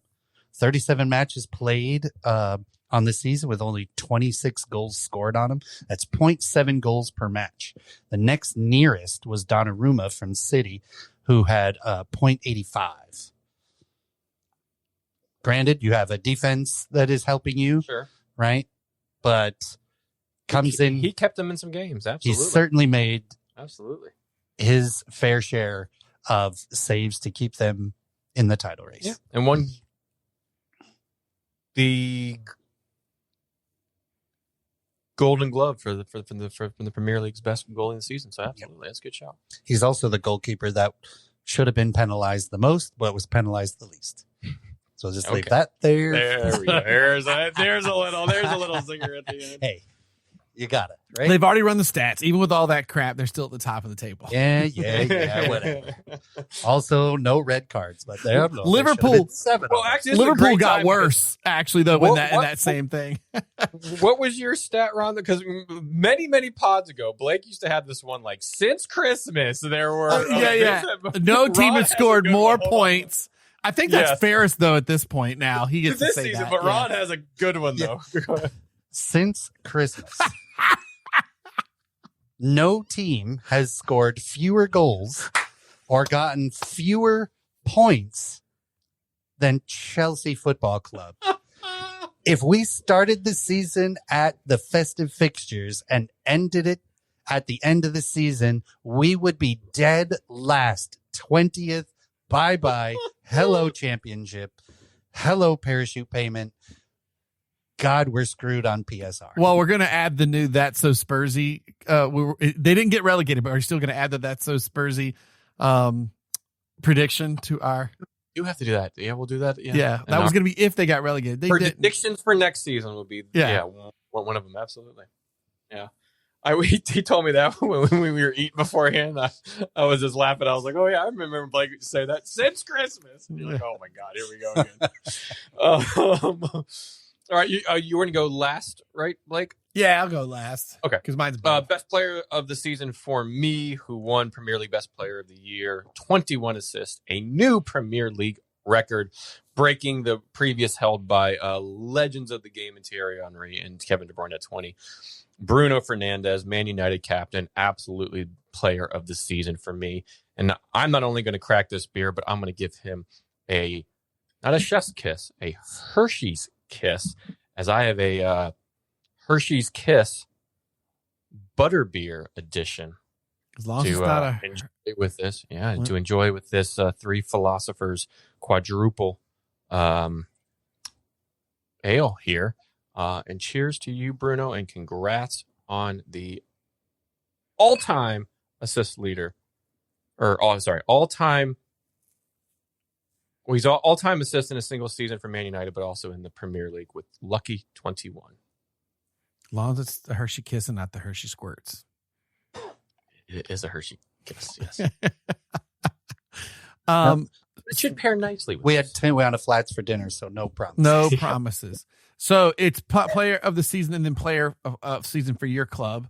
And I got both. And mine is also David Raya for both player of the season and of the club. 4th keeper in the league to win 3 consecutive Golden Gloves. I haven't done the math, but easily worth 15 points for the season or more. Like a old school Peter Cech, getting you like another 15 points or 15 points for you on the table. But yeah, absolutely. He was fantastic. he absolutely immense. Yeah. I'm torn on the Bruno Fernandes. Like, breaking the record is huge. I'm torn on player of the year. I feel like a guy who scores goals always going to probably edge out over the guy who's keeping the goals from happening. But I feel there's a strong shout for player. It could have been him as well. And it's tough. Like, Yeah, but it's you both of you went with the best goalie of the season, right? In terms of the Golden Glove, save percentage, how many points he probably won for Arsenal. Won an award from the Premier League, again, which you just said. Bruno Fernandes named the writer's best player, and the Premier League. If he wins the players, the PFA one, then he'll get it all. But not only 21 assists, 9 goals, goal and assists on the last day. Captain of one of the biggest clubs in the world. I ain't knocking it. Don't get me wrong. It just shows that the names that we're naming here are just the immense impact they've had on their teams and are awarded from the Premier League or from the powers to be that issued out these awards. So that they're all good shouts. And mine is my best player for my club, since you did both, is not going to be Bruno, but is going to be a goalie. Sene Lamans coming in the January transfer window, at the start of last year, the end of the summer, basically adding stability to what was a rocky position for Man United between Bayindir and Onana, who's still only on loan. God almighty, I forgot he's there, but he's not coming back. I want him back. But to add just calmness, I remember the first game, it was in January or December when he came. But he came in. I'm like, oh my God, he caught the ball out of the air. I think this is an low bar. This is an excellent shout, Ferris. I completely agree. I think it was just shout. Like not the best goalkeeper. He not the best goal save percentage and all that, but like he just added stability to it. Clean sheet on the last day, had a few in there. Calmness, how the defense played with him. He was the number one guy for the remainder of the season, and by far the number one guy. 20-some years old, a 30-some, the 30 or 40 million fee, like for a rocky position that has been essentially ever since De Gea's left. to basically stabilize that and to have some calmness back there and do simple things. You know you're going to give up goals. It's just going to happen. But to make some big saves, to do the simple things right, to add that stability back there. He's decent with the ball at his foot, catches the ball out of the air, makes pretty good decisions. He had a few there where it was like boneheaded plays. But all in all, the player of the season for my club, which is Man United, because they helped to stabilize them.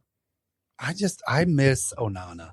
Oh, I do too. That's not a United fan, Mrs. Onana. The reason I miss him is not for what you think it is. I remember in particular, Manchester United has a chance to win a game. They come back from behind. They are level. And in the waning, wheezing, gasping moments of the stoppage time, Manchester United get a free kick in their half.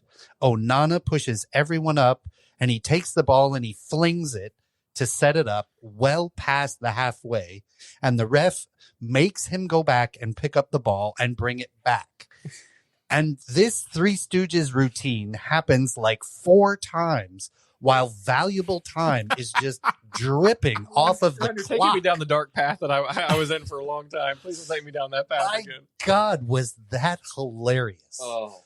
Again, sheer entertainment value. There's- That was stupidly funny. There was a few weeks back, there was a report that he came out and said he still wants to fight for the job and thinks he can. Sure. And it was like the most laughed at report ever. Like, come on, dude. Like, read the room here. Like, just get a move away and go somewhere else because this is just not the club for you. Like, I don't think he's a terrible goalie, but like, oh man, that was a rough time. So yeah. Welcome to the hilarious big Belgian who got a call up for the World Cup squad. So he's going to be there with Onana did? No. Lemons. Okay, gotcha. Yep. Good shout, Ferris. That's a good one, I think. Yeah. My best player for the club. Wait, hold on. I don't know what I'm saying. I'm sorry. I wasn't ready for what was actually about to happen just yet because with Ferris, I was going, I wonder who. Oh, that's new. I don't know. I don't know who. Where's he playing? Who's Ron gonna say? It's is it Raheem Sterling? No, it's not Raheem Sterling. Is it? I didn't even think about this. I didn't even think of the reality of this question until this moment. The Cole Palmer. No, he was really actually cold this season. He didn't play that. Is it who? Well, it's only one of 2. Mudryk. We're on goalie, so Robert Sanchez. Hell no. While he was slightly better this season than he has been. Enzo Fernandez? No. Oh, okay. No. Nicky Jackson. Oh. Hey, listen, he's a Bundesliga winner. He's a Bundesliga winner. Hold on. No, this is fun. We're gonna guess it. I'm not. It's not Joel Pedro, is it? I don't know. You tell me. No, you're the one guessing. Okay, I'm gonna guess. It feels like that could be it. Moises Caicedo. Winner, chicken dinner. There you go. Okay. Yeah. Moises Caicedo. Yeah. Fair shout. The only reason that Joao Pedro has 20 goals on the season,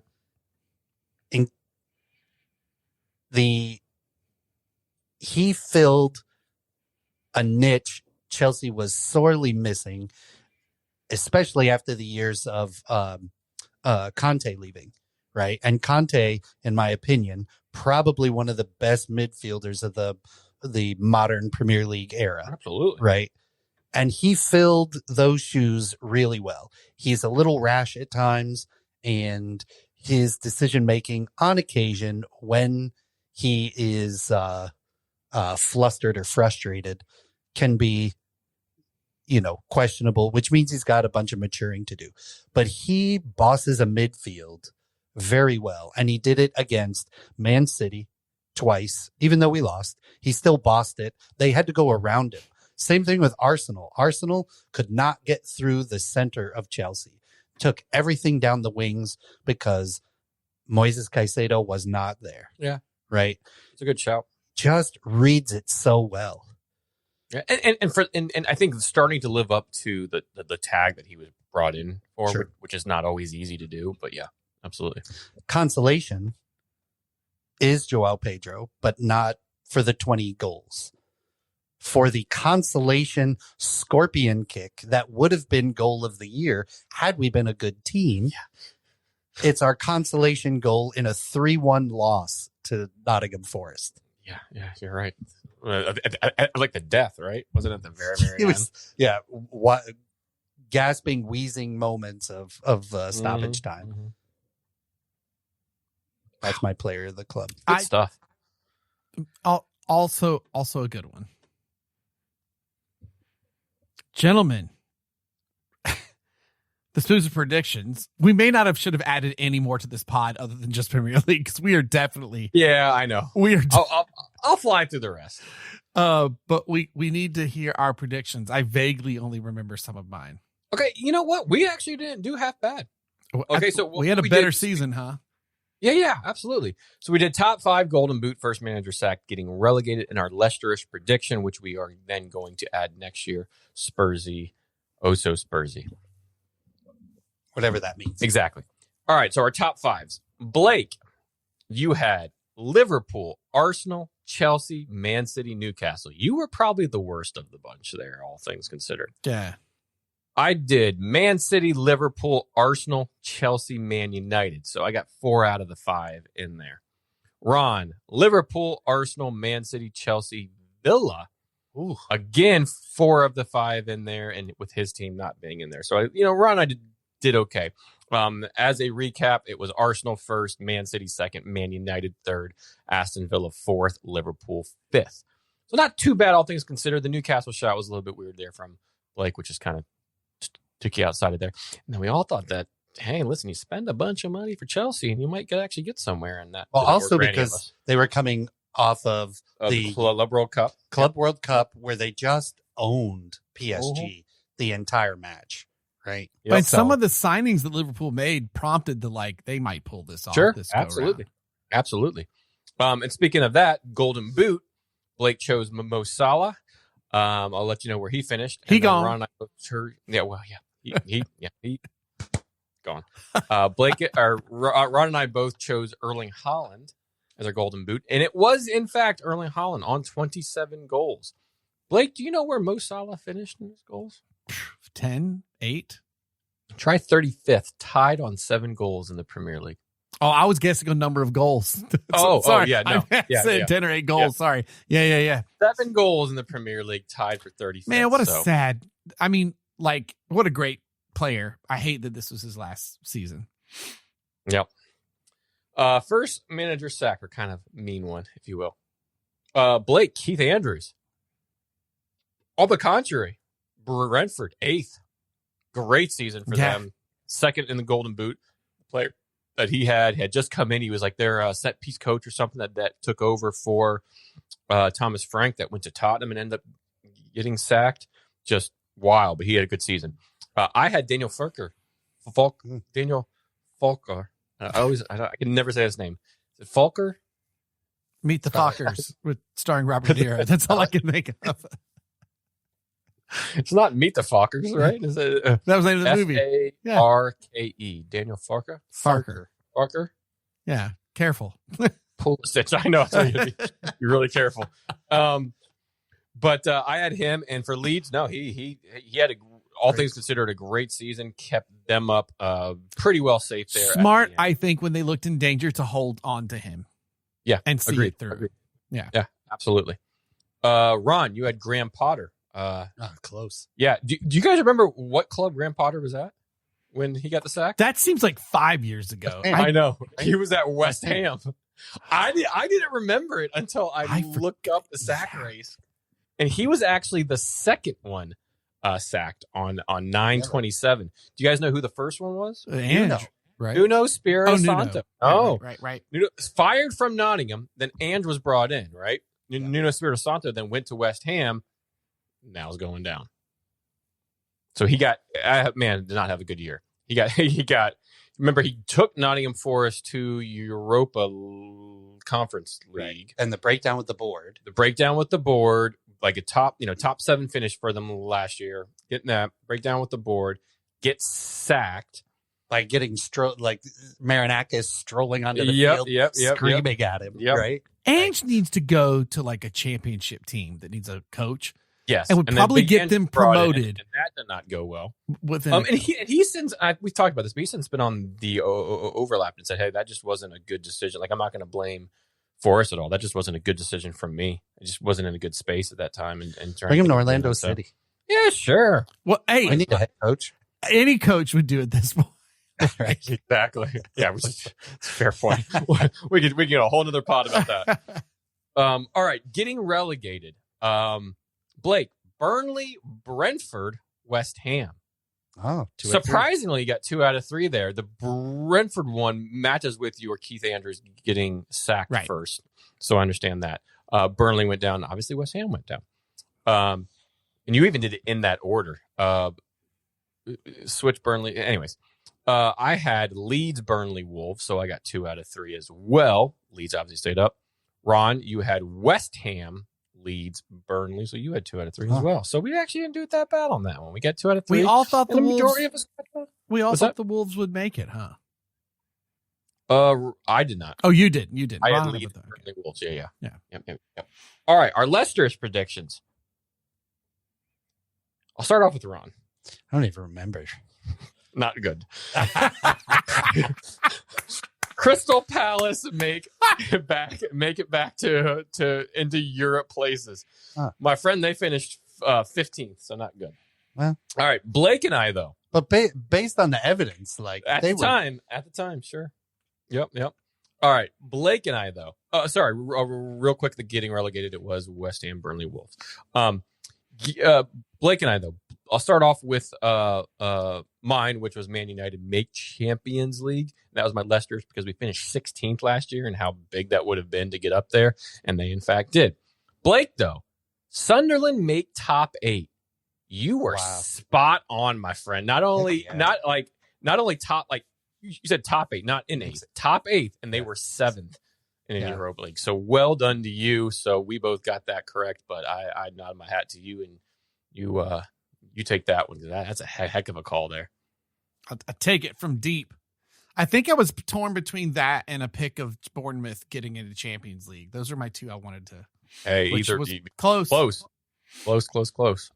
honestly, not a bad season for us. We've had a lot worse than that. Yeah, that was pretty good. That we've had some pretty comically bad ones, but that was pretty good. Everybody there was at least 2 of us that got majority of them right, if not spot on. Well done. I know we have to end this. We have to move on, or we cut the rest. Well, it's true. We can pull an audible and do this in the next pod we want to do. As I was researching and going through stuff, I know like my team won, so like I have obviously a rose tent on the season. Although as I told you, plenty of brutal games that I did not have fun watching with Arsenal. 1-0 to Arsenal sounds real fun after it's over. Does not sound fun during it. The amount of commentary, I will just tell you, I disagree with this.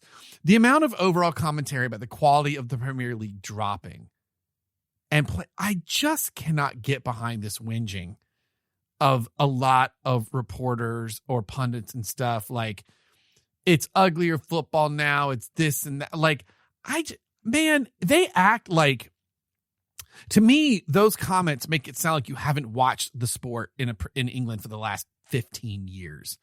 When Jose Mourinho is considered one of your best managers to have been at the Premier League, well, no, some of what clubs are doing are let's park the bus right now. Let's pull a Mourinho and do like And then we talked through today about like the parody and how fun it was. We talked about the 3-2s, the 4-4. And some fun matches. And I just don't think I can get behind this. I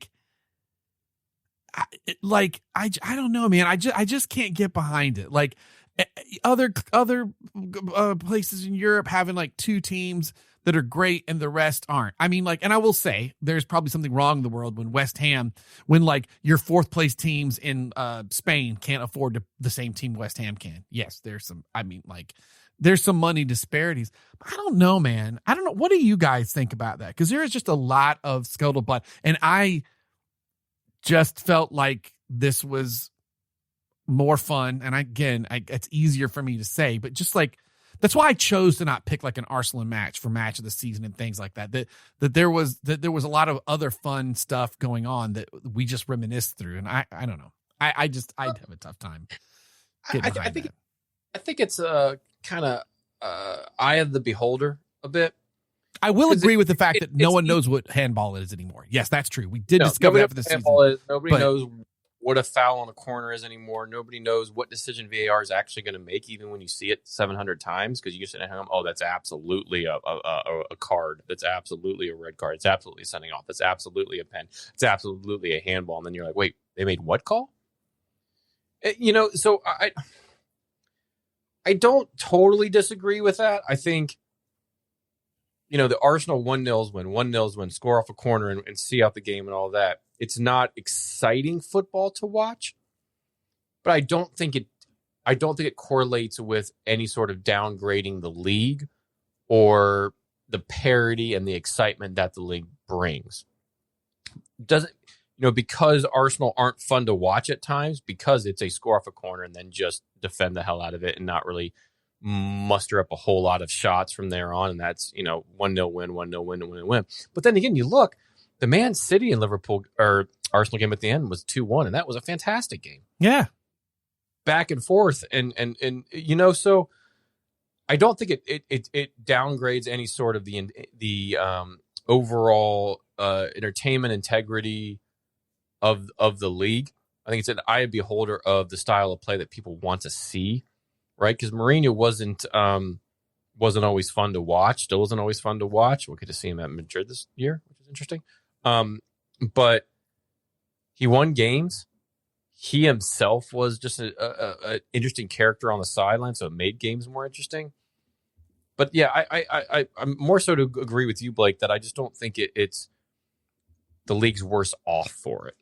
Yeah, it's like we were racing to the end of the season, both at the bottom and then at the top, as well as for places in Europe. Last day was super exciting. So much changed in the last matches. And we won't do it now, but you look at the Bundesliga, you look at La Liga, you look even to an extent at Liga from this year. It's who's going to win these leagues. Like I'm gonna sit here, I'll probably tell you on the next pod, and you're not. I'm just looking. Yeah, I'm just looking at your list though. The ones, to that extent. Yeah, I don't think that the I don't think it just diminishes the league at all. I think a lot of it has to do with a lot of the pundits and reporters that are the people who get enough or more clicks on social media and things like that, right? A lot of them were players, right? Mm-hmm. And I think we have a bit of cognitive bias from like rosy retrospection. Yeah, and right? also from like Pep in the past few years on how their style of play was. So when we played, we had this blah, blah, blah style and it was exciting. It was exciting for you. May not have been exciting for everyone else to watch. Sure. Right. So I think all you have to do is go back and look at the average goals or the number of goals scored in a season and just go back and look at that stat for 20, 30 years. For the past 5 years, we have scored more goals in this league than any of the seasons in the previous 20. That's not because the game is slow and boring, and they'll pick out an Arsenal or for this year, or when Jose Mourinho won the title with Chelsea, we weren't an exciting thing to watch, right? Because of that brand of football that he played.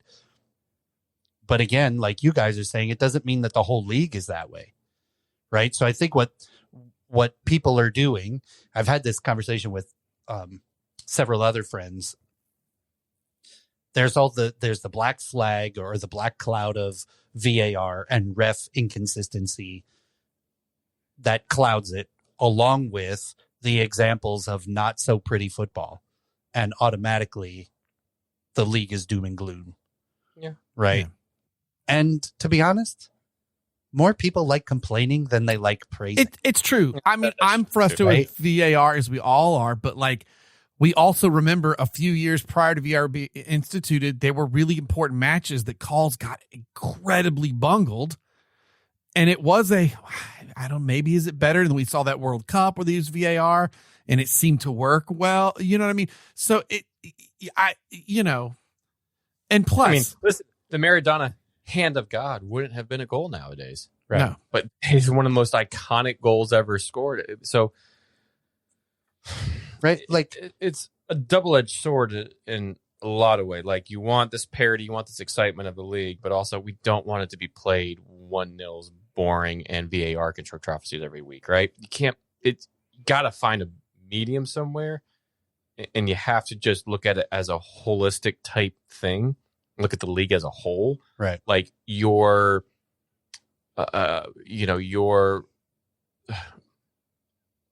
Tottenham's, Crystal Palace is down there in 16th. Those type of teams still put up fights with all the other teams in there. You don't get that in a lot of other leagues, right? And that's where that excitement week in and week out, that you don't know what that result's going to be from. Yeah, on paper, Everton should have smoked the Spurs, and they brought it in, right?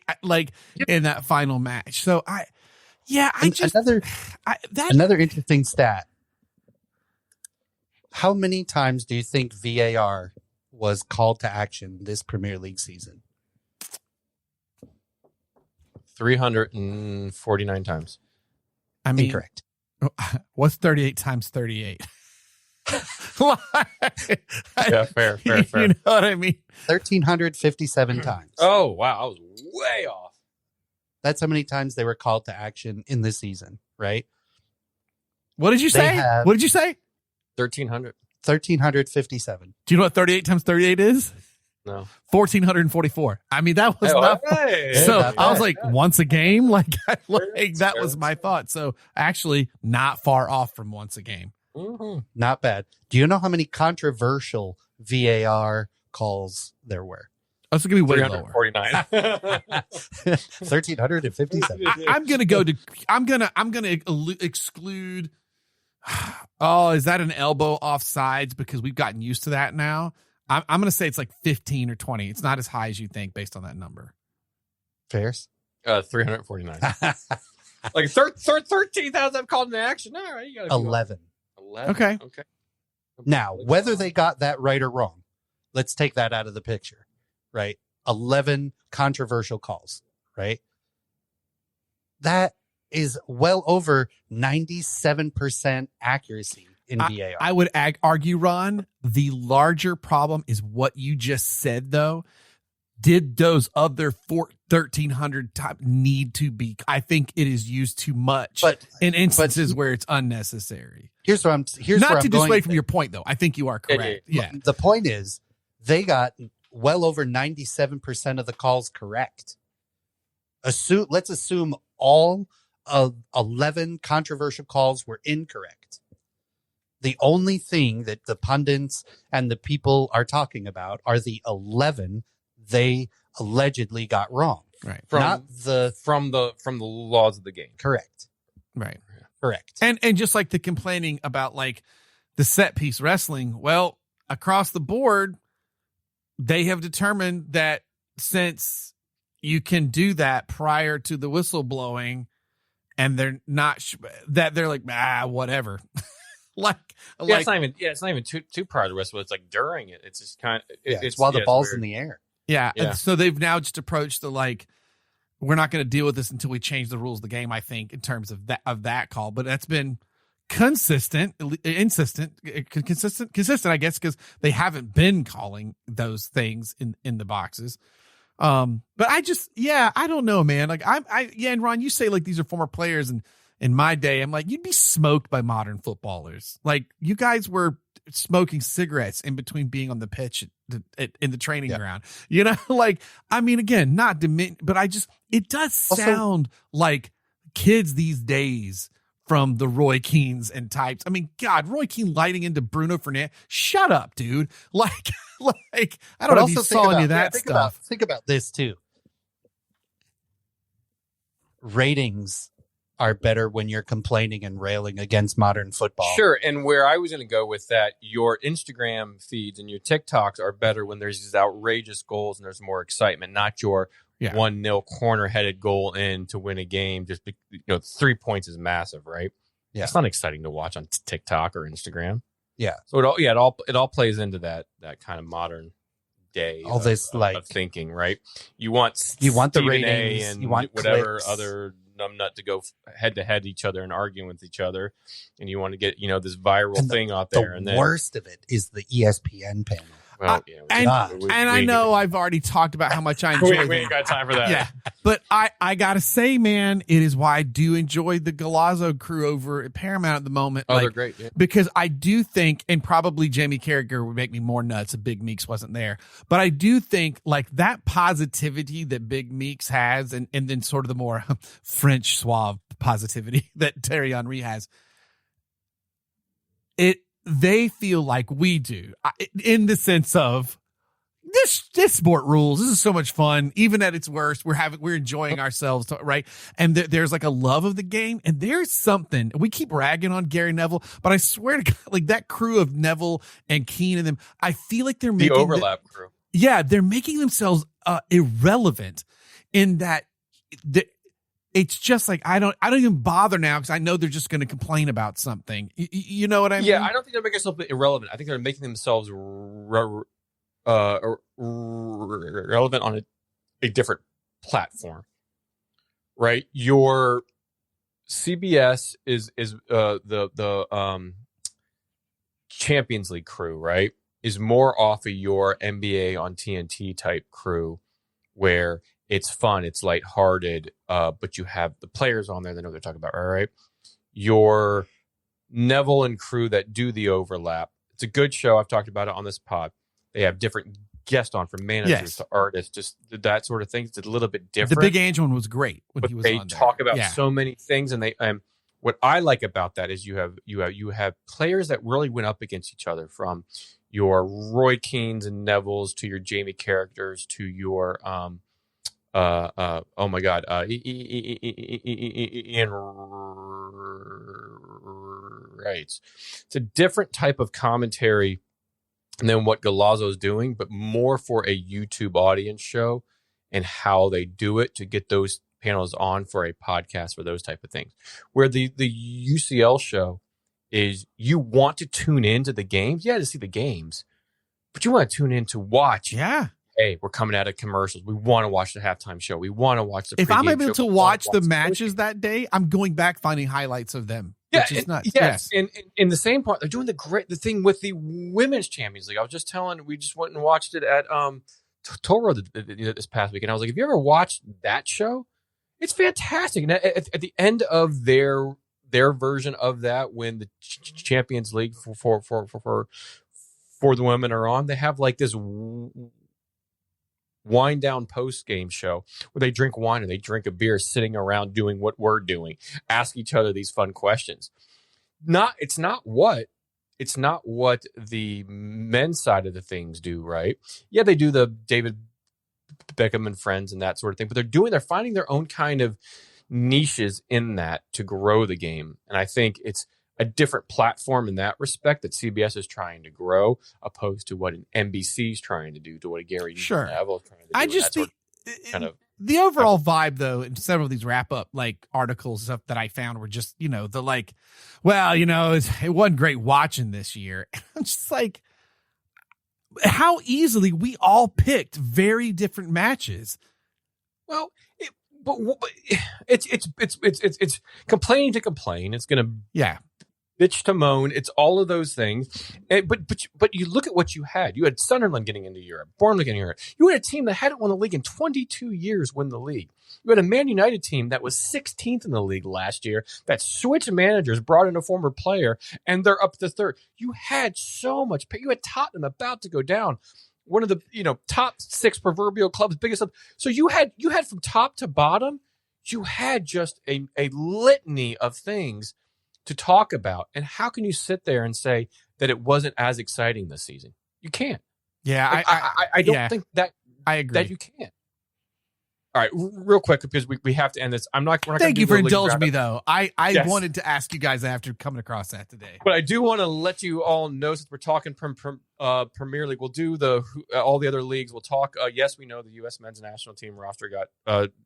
We know. We'll talk about that on the next pod. But The big word about that, me. yeah, we'll talk about the next pod. But I do want to let you all know that Hull City is returning to the Premier League, as they were 1-0 winners over Middlesbrough because of the whole Spygate controversy. And Middlesbrough actually lost to Southampton 2-1, but were awarded into the final because of the whole Spygate. Did you hear the coolest quote a coach has ever said? The Hull City manager. He said, "I was brought in to keep Hull because they almost went out the year before of the championship." He said, I was brought in to keep Hull in the championship. I failed." Like, yeah, that dude, is great. like, And they're probably awesome. right now in Vegas partying because the owner said, if you guys get promoted, I will fly you on my jet to Vegas to party. But The Rob and Ryan. Yep. from Wrexham. And even cooler, an Ollie McBurney goal in the fifth minute of stoppage time, which I think was like +7 or 9, something like that. He came into the club on a free because Hull City were docked points last year for some of this transfer embargo stuff. So came there on a free, ends up scoring the goal that gets them promoted. Awesome. So they will join. They won the playoff in the first team since 2010 to win it in the 6th position of the playoff race, which will be the last time we will see that. You want to know why? The playoffs are moving to 8 teams. Oh, Or top 8 teams. So your 3rd through 8 teams will play now. they've been watching American college football playoffs. Way too long. Yeah, we know. Yeah. So you have Hull City, Coventry City, who won the league, Oh, Frank and Lampard Ipswich. back Yep, in the Premier League. and Ipswich are the 3 teams coming up. Can't wait for when Ron does his little deep dive on our 3 new clubs coming in for our preview. That'll be on our preview. All right, and that was your little Ligas roundup because we don't really have one, but there we go. We'll go over all the rest of the crap next week. There's your whip crack anyway. Gents, that was a fun one. Those curmudgeons need to quit complaining. What a fun league. And There's only one Zlatan. I think I'm a special one. Speaking of Ferris, get your Zlatan quotes ready. Our beers the pod where we both went quads. I had the St. Bernardus App 12, and you gentlemen had what again from Oma Gang? The Oma Gang 3 Philosophers Belgian quad. Excellent. Ferris, start spinning. Stop.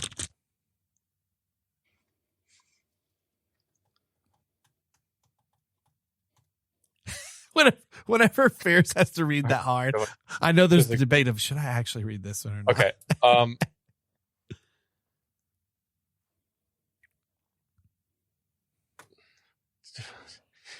I'm gonna give you both of these on this sheet real quick. One, Zlatan. Have you ever done an interview before? Journalist, I've never interviewed you before. Zlatan, don't be nervous. That's brilliant. That's so good. All right. So Zlatan blasts a reporter who billed a clash between him and the Serbian Inter Milan defender Sinslav Maholovic as a Balkan war. Zlatan is quoted as saying, "I don't give a shit about the ethnic crap.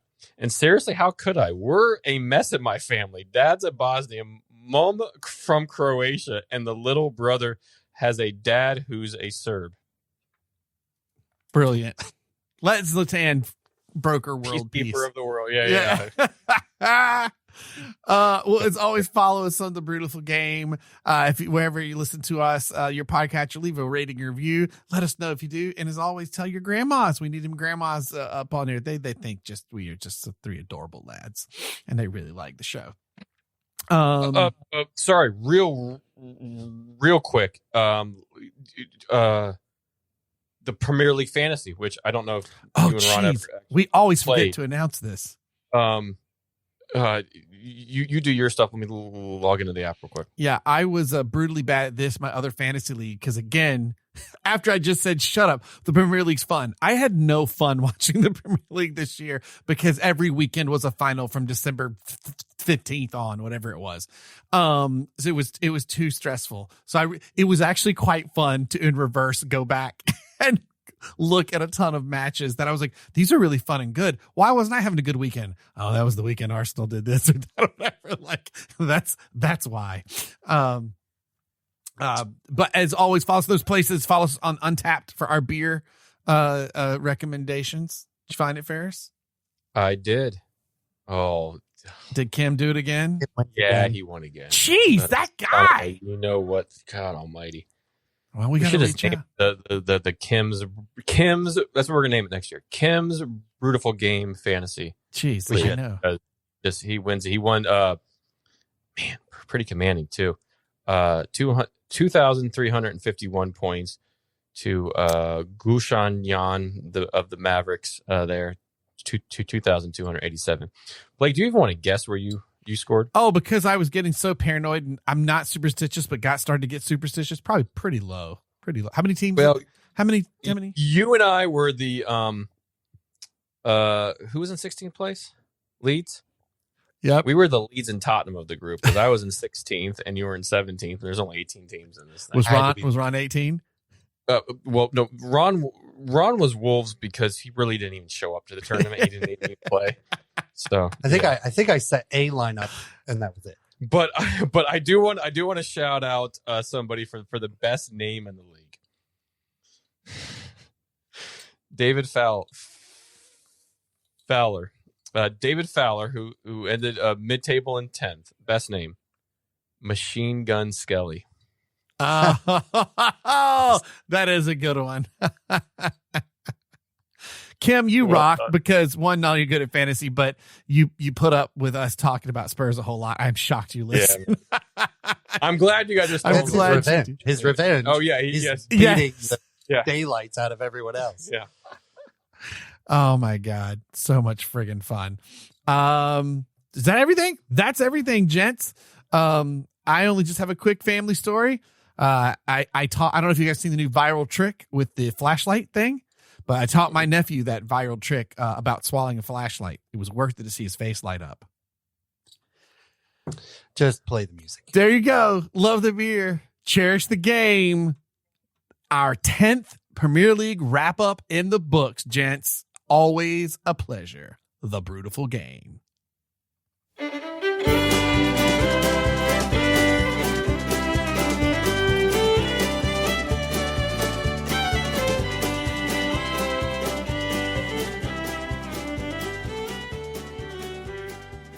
Because lions, they don't recover like humans.